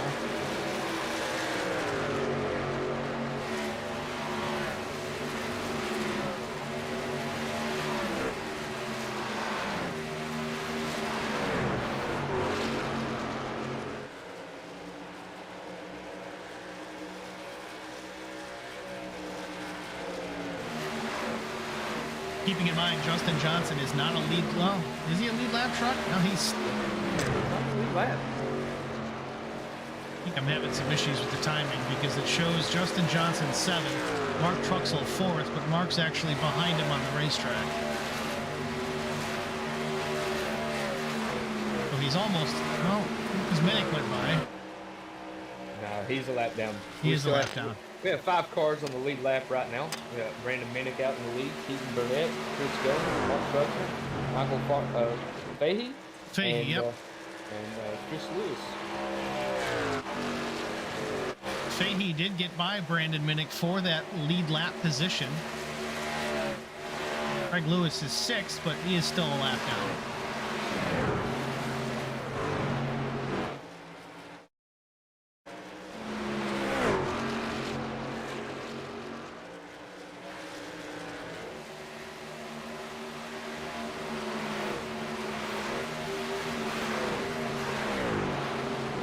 Coming to 20 laps to go right here. They should be able to make it to the end. Borrowing some lead lap cars, you know. The number 5 broken Minnick should be okay right here. Yeah, Minnick just needs to run his race at this point. Finish it out, another 20 laps, keep it out of the fence, get through the lap traffic. Mark Truxell, though, back to the 4th spot. I think that's the lowest he's been all afternoon. 2nd or 3rd or the lead is the only place that 11 truck has been up until recently. Still a solid top 5 for Mark, but probably not where he expected to be. Put that truck on the outside front row. Was really the only truck that was challenging the 5 of Brandon Minnick for quite some time, but here we are, late in the race, less than 20 to go. Truxell running in the 4th spot.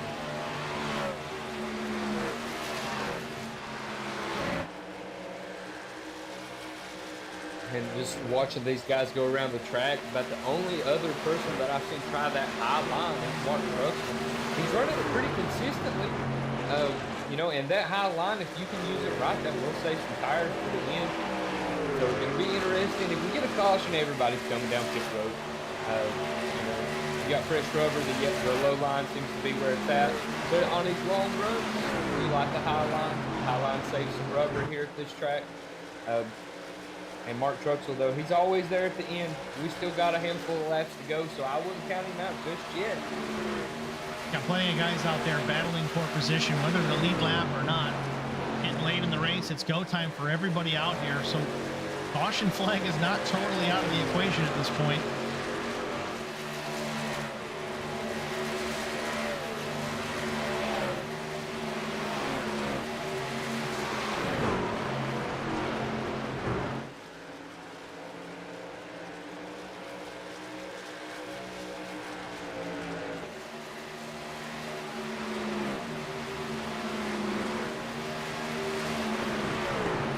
Justin Johnson there in the mix, tracking down the 721, and possibly Mike Fahey shortly.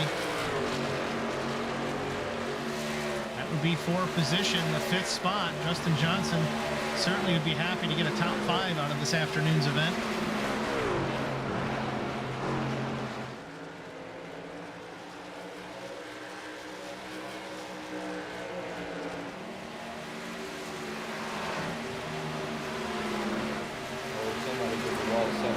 Got a slow truck. I think that's the 66 on the inside. I don't know if this is a scheduled pit stop or he was the one I heard just tag the wall. Yeah, hard, big damage to the 66. We saw him crash coming off 4 laps ago. I don't know if that's the same issue or not, but definitely on the pit lane here.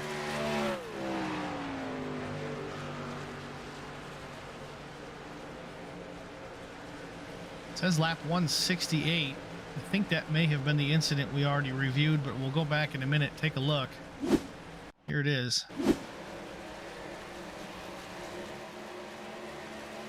Yeah, that was the same one where he went back to the pits. Yeah. Same incident. Don't know what happened this time. There's nothing in the record here that says anything happened, but 66 of Roberts on pit lane. Extended stop for the 66. He's 25 seconds.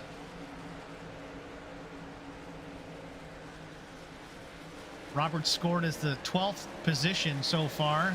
14 laps to go. Brandon Minnick continues to lead.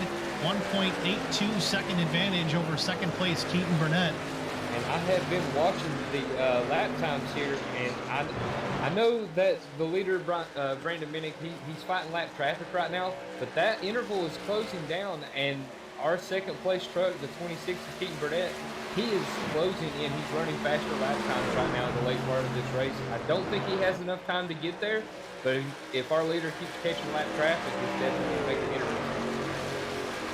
Caution would certainly change things up. These guys probably all still have a set of tires on the pit lane, so that's also an option. If the 5 stays out, you know, the whole field is coming down pit road. Oh, I think 5 stays out, the 5 comes in, everybody's coming down pit road. I don't think you leave the set of sticker tires in the pits to take home with you right here.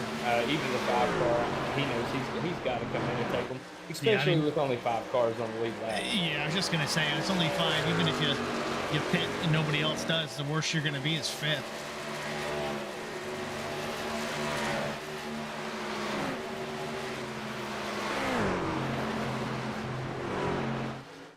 Josh Tart commented in there early on. He left the race. Said, sadly, I black screened, lost connection somehow or another. Josh has joined us in the YouTube broadcast, cheering on Brandon Minnick. Tell you though, that 54 machine is battling with the 5 here.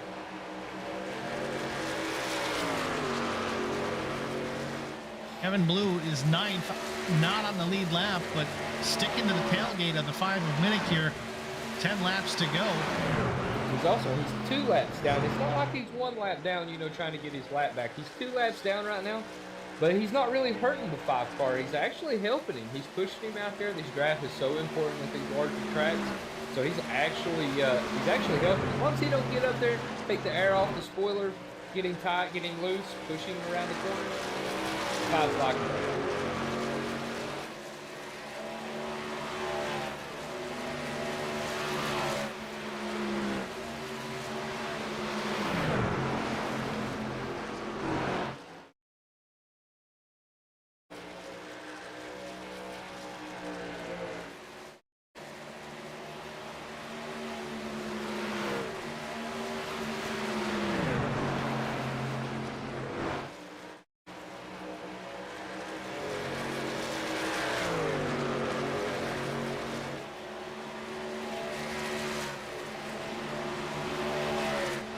Truck crosses the line, putting 8 laps to go. The Kelsies fight 200.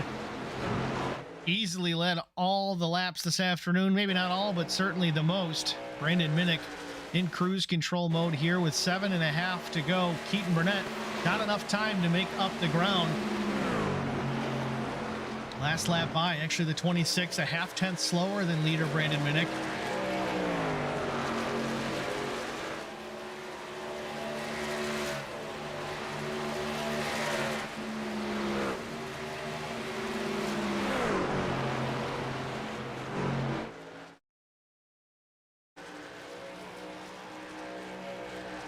number 5 truck right now. He's just telling him to hit his marks, be patient. I mean, he's out to almost a 2.5-second lead right now. Just hit your marks, be smooth. I mean, we're almost at 6 laps to go, coming through 6 laps to go. Be smart, be smooth, you got this in the bag.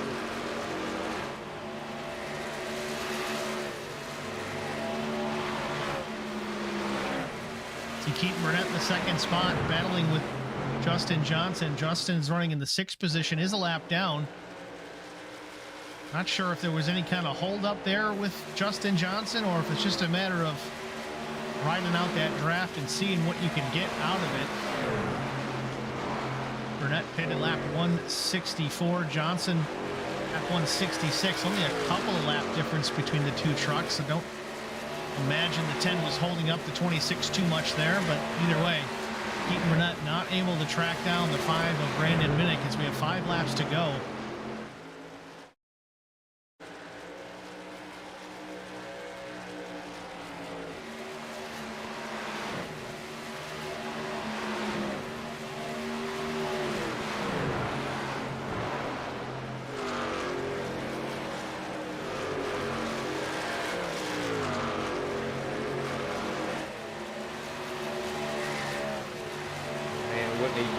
Change everything about this race right now with 4 laps to go.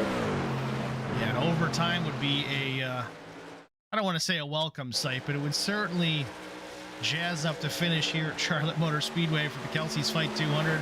What's better than extra racing at a racetrack? I can guarantee you, if a yellow was to come out, there would only be one person watching or racing that does not want to see it.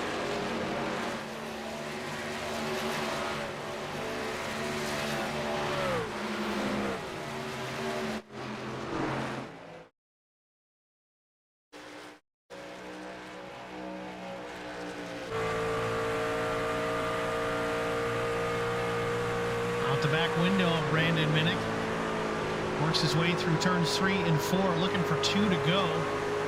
Still has the 54 machine right in behind. Kevin Blue not on the lead lap, but just tracking down and chasing the 5 of Brandon Minnick.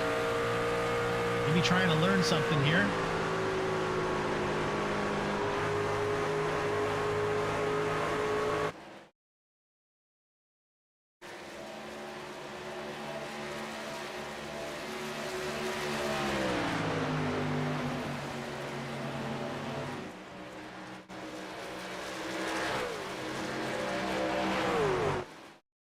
Minnick off turn 4, sees the white flag in the air. Last lap here from Charlotte in the Kelsie's Fight 200. Brandon Minnick was fastest in the practice session. He put the number 5 machine on the pole position. He's led the most laps here this afternoon. He works off turn 2 down the backstretch for the final time. Looking to cash in here, the Kelsie's Fight 200. Minnick into turn number 3, wanting a checkered flag. In the middle of 3 and 4, works off turn number 4, sees the checkered flag in the air, through the dogleg a final time. Brandon Minnick is your winner in the Kelsie's Fight 200, and contact made at the line. Brandon Minnick getting a push from Kevin Blue as he crosses the stripe.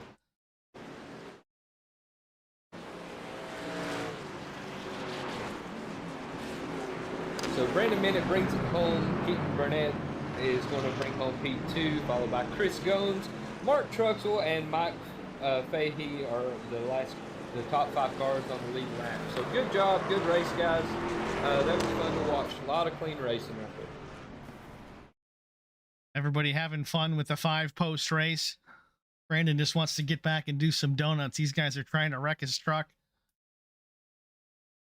That's the only time he's been in trouble all day. So, yeah, let's bent some fenders here.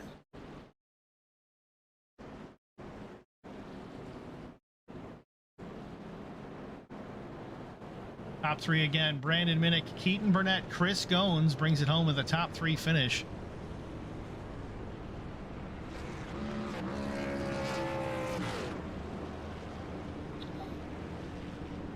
I believe the parking right there, and I believe that's enough celebration for him. He celebrated pretty much all day. I don't believe we're going to get any donuts. There you go. We're going to take a short break. We'll be right back with our top 3 after this.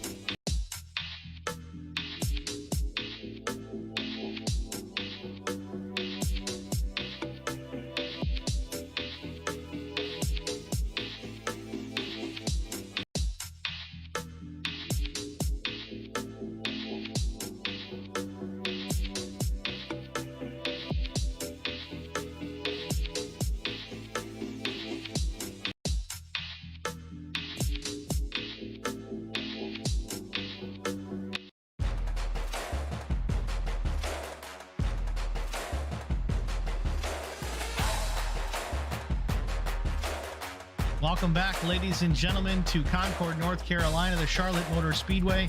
The Kelsie's Fight 200 is in the books. Brandon Minnick, your eventual winner. We're going to go to Brandon here in just a minute and get his words on the afternoon. Brandon, it's Steve in the broadcast booth. Do you got a copy? Yeah, I got you. Brandon Minnick, you sat on the front row, took the pole here in qualifying, and led almost every lap here this afternoon. A dominant performance. Tell us about your afternoon. Yeah, it definitely was fast. I usually struggle at this track, and my biggest issue was just burning my tires up. I'd get out to a 3-4 second lead, and then these guys would start reeling me back in. But by the time they got to me, it was time to pit again. So it worked out. Just trying to run about 40 laps on each set of tires, and it ended up working out. I find it actually kind of funny that you say you struggle at this place. If you struggle here, I do not want to see a track that you run good at, because you were almost unstoppable here this afternoon. The only one that I saw that really gave you a run for your money was Mark Truxell for a little while. Mark ended up finishing 4th, but tell us about your battle with Mark. I know he's kind of a newcomer with Lonestar, but it seemed like he had something for you for a little bit. Yeah, I kind of played a little pit strategy game with him. I came in on the first pit stop, and he pitted a lap after me, and I seen he was slowly catching me.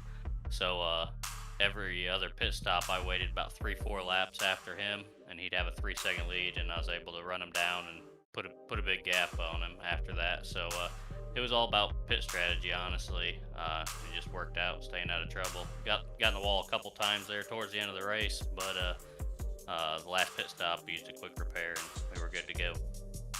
Well, Brandon, it was certainly a sight to see. I know sometimes those races where someone goes out and dominates can be kind of boring for the viewers, but it was still entertaining. The first half of the race, especially, action all over the track. Nice job by yourself to go out there and take home the win. Before we let you go, though, anybody you want to thank? Yeah, just thank everyone at Lonestar Racing, Nueve Designs, and then Ryko Setups. That's what I use on all my open races. So appreciate everything they do for me.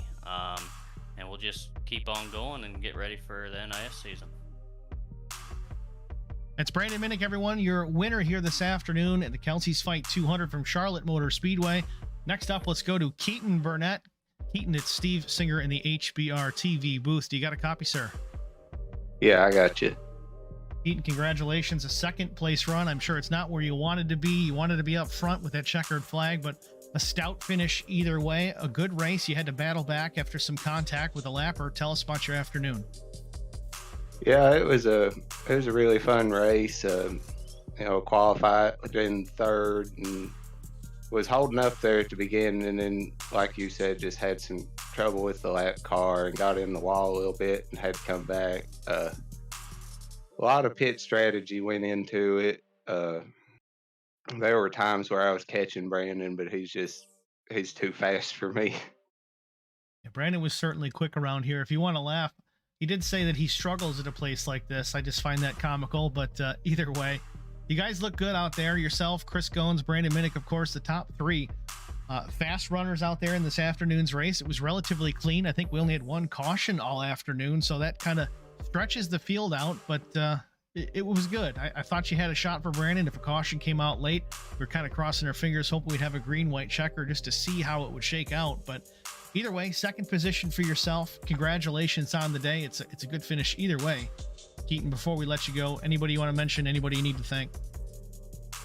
Yeah, I just want to thank Lonestar Racing for putting all this on. It's a good bunch of guys, and thank Fahey Race Wraps. And I think my parents are watching, so just shout out to Mom and Dad. Can't forget the parents. All right, Keaton. Well, again, congratulations. Thanks for chatting with us. Next up, we'll go to third place finisher Chris Goins. Chris, it's Steve in the broadcast booth. You got a copy? Yes, sir, Steve. I got you. Chris, congratulations. The top three, man. That thing looked stout most of the night, especially on the late runs. You started passing guys hand over fist. Only able to bring it home third, unfortunately. Thought you at least had something for second, maybe even something for Brandon Minnick later on. But tell us about your afternoon and how it could have played out differently. Well, the one caution that we had, I know you guys saw it, I'm sure. I was the one caution running third, but got in there and used a quick fix early and restarted 10th there. Was running top three pretty much the whole time. Trucks all short pitted once and got out to like 6 seconds on me, and ran him back down in the long run. I got within about a half a second a minute, and we pitted together, and I slid through my box. So I lost a bunch of time there. And Keaton got around me, and I had to chase everybody back down. But luckily, I was able to fight it back to third. So I was not looking for a caution, unlike you guys. So I was happy with the long run there at the end. So we figured as much with you in that 44. Again, really strong on those long runs. But yeah, unfortunate pit mistake. A second or two in the pit lane is about a football field out there on the track. So unfortunately, that happened to you. But again, third place, a top three finish. Nothing to be upset about. Still a good finish for you in the number 44 Pressure Works machine. Congratulations. Before we let you go, though, anybody you need to mention or thank? Yeah, I want to thank my teammates at Lonestar Racing and all the events that we do. I appreciate everybody putting it on and everybody showing up and participating. These are a lot of fun for us and for me specifically too. So I do want to thank Pressure Works for being primary on the truck, Geico of Columbia, and then my daughter's sitting there watching. She was kind of disappointed I wasn't running the Barbie truck this time, but I told her I had to represent Pressure Works as a primary sponsor, and I wanted to do that for them. So, but I appreciate everybody watching. Chris Goins, ladies and gentlemen, your third place finisher here in the Kelsie's Fight 200 with Lonestar Racing. That's your top three. What a race. Back with Brian Rose here to follow up on this afternoon's events. Top three interviews in the books. Brandon Minnick, Keaton Burnett, Chris Goins, the top three. Brian, tell us about your thoughts with this afternoon's race. I mean, first and foremost, let's give a big shout out to Lonestar. And these guys, they always put on these charity events. I mean, this Kelsie Strong 200 right here, we've done Toys for Tots. These guys are always first and foremost with other people in their thoughts and they're in their hearts. They always try to put on a good show and raise some money for a great cause. So shout out to them. As far as the race goes, super clean racing. I mean, you can't ask for much more than that as a race fan. Coming to the end, you do want to see a little bit more, but racing's racing and the fastest truck wins, and that's what we saw tonight. So good, clean racing all around. Good job to Lonestar for putting this on. Always enjoy calling races with them and listening to it, watching it. So yeah, to close out, awesome job, guys, today. Yeah, we've done a couple of these with these guys as far as regular races, a couple of charity races for sure. They're a good group. I've done some racing with these guys on my off nights where I've got the ability to do that. And they're just a fun group of guys. I hope to be able to do more of these in the future with them, whether it's, a league race or a league season or the charity ones. I know we've got another one lined up on February 6th. I think it is the date. I think that one's going to be Trucks at Pocono, so that'll be fun too. So tune in for that. Not sure if it's afternoon or evening, but we'll get the details out there. I think I've got them posted as it is. We're ready to go for that. So overall, a great race. One caution, Justin was talking in the chat prior to qualifying. Man, I really hope this isn't just a wreck fest, because he spends a lot of time in this and wants it to be good, wants it to be a good show for the sponsors and for all the viewers out there. It wasn't a wreck fest. We had one yellow the whole afternoon. We had a lot of green flag racing, clicked off laps in a hurry. And though Brandon Minnick did dominate, still a good show. Yeah, you definitely pit strategy. That's one way put on a good race. I mean, you've got to know when to pit. You've got to know how to pit. And, this is a prime example of it. So going forward, that's awesome. This is a great race in those regards. But Steve, we got a race tonight. How are you going to get on a plane? Are you leaving right now to get to Montreal? I mean, were you driving? How we doing this? Well, it's only, what time is it? Is it 5? It's almost 6. I mean, technically, I could probably drive to Montreal if I had to, but yeah, I think we'll take a flight. Got a big race tonight coming up. The HBR guys are going to be at Montreal for a road course series. So yeah, get out there and see how you do tonight. I'm sure you'll have no problem keeping us behind you. Yeah, if anybody's interested in watching that tonight, Pit Stop TV tonight, I think they go live about 8 o'clock. It's a road course series. We run the old GT1 cars, the Austin Martin and the C6 Corvette, but it's mostly oval guys in that series. So it's kind of developmental, kind of there to help guys that don't really do road course racing try and get better at it. Guys like Mark Truxell are in it, and he has run every race with us. He's certainly improving. He was decent coming in, but he's just getting better and better. So if you guys want to watch it, Pit Stop TV, 8 p.m. in the East. I know a lot of you guys are Central Time. Tune in. Superior Class Auto Racing Sports Car Championship presented by Grid by SimLab. So please stop by and check that out. But that's going to wrap it up for us here. Charlotte Motor Speedway. Kelsey's Fight 200 in the books, of course. Congratulations to Brandon Minnick. Let's go over our finishing results before we run away. Of course, Brandon wins. Keaton Burnett was second. Chris Goins was third. Mark Truxell finishes fourth. Good top 5 for the 11. Mike Fahey was 5th. Justin Johnson was 6th. Greg Lewis was 7th. Kevin Grettenberger still finishes 8th. Kevin Blue, top 10 in the 9th position. Same for Terry Mellum in the 10th position. 11th was Jesse Redding. 12th, Sean Roberts. 13th, Josh Tart. Tristan Sykes was 14th. 15th was Adam Flieger. 16th, Ron Reynolds. Chris Elliott, 17th. And 18th was Ian Logan. I'm listed as 19th, but we won't even mention that because, well, I didn't start the race. I'm up here in the booth with Brian. Last but not least, let's not forget to mention the sponsors, of course, Justin Johnson for sponsoring this afternoon's broadcast, and of course, to Lonestar Nation. Pressure Works, for all your pressure washer needs, call 662-705-3606. And thank you to Nueve Designs. That's going to do it for us here at Charlotte Motor Speedway. For Brian Rose, I'm Steve Singer. Thank you for watching, and please join us at the next one, and maybe tune in tonight, Pit Stop TV at 8 p.m. Thanks, everybody.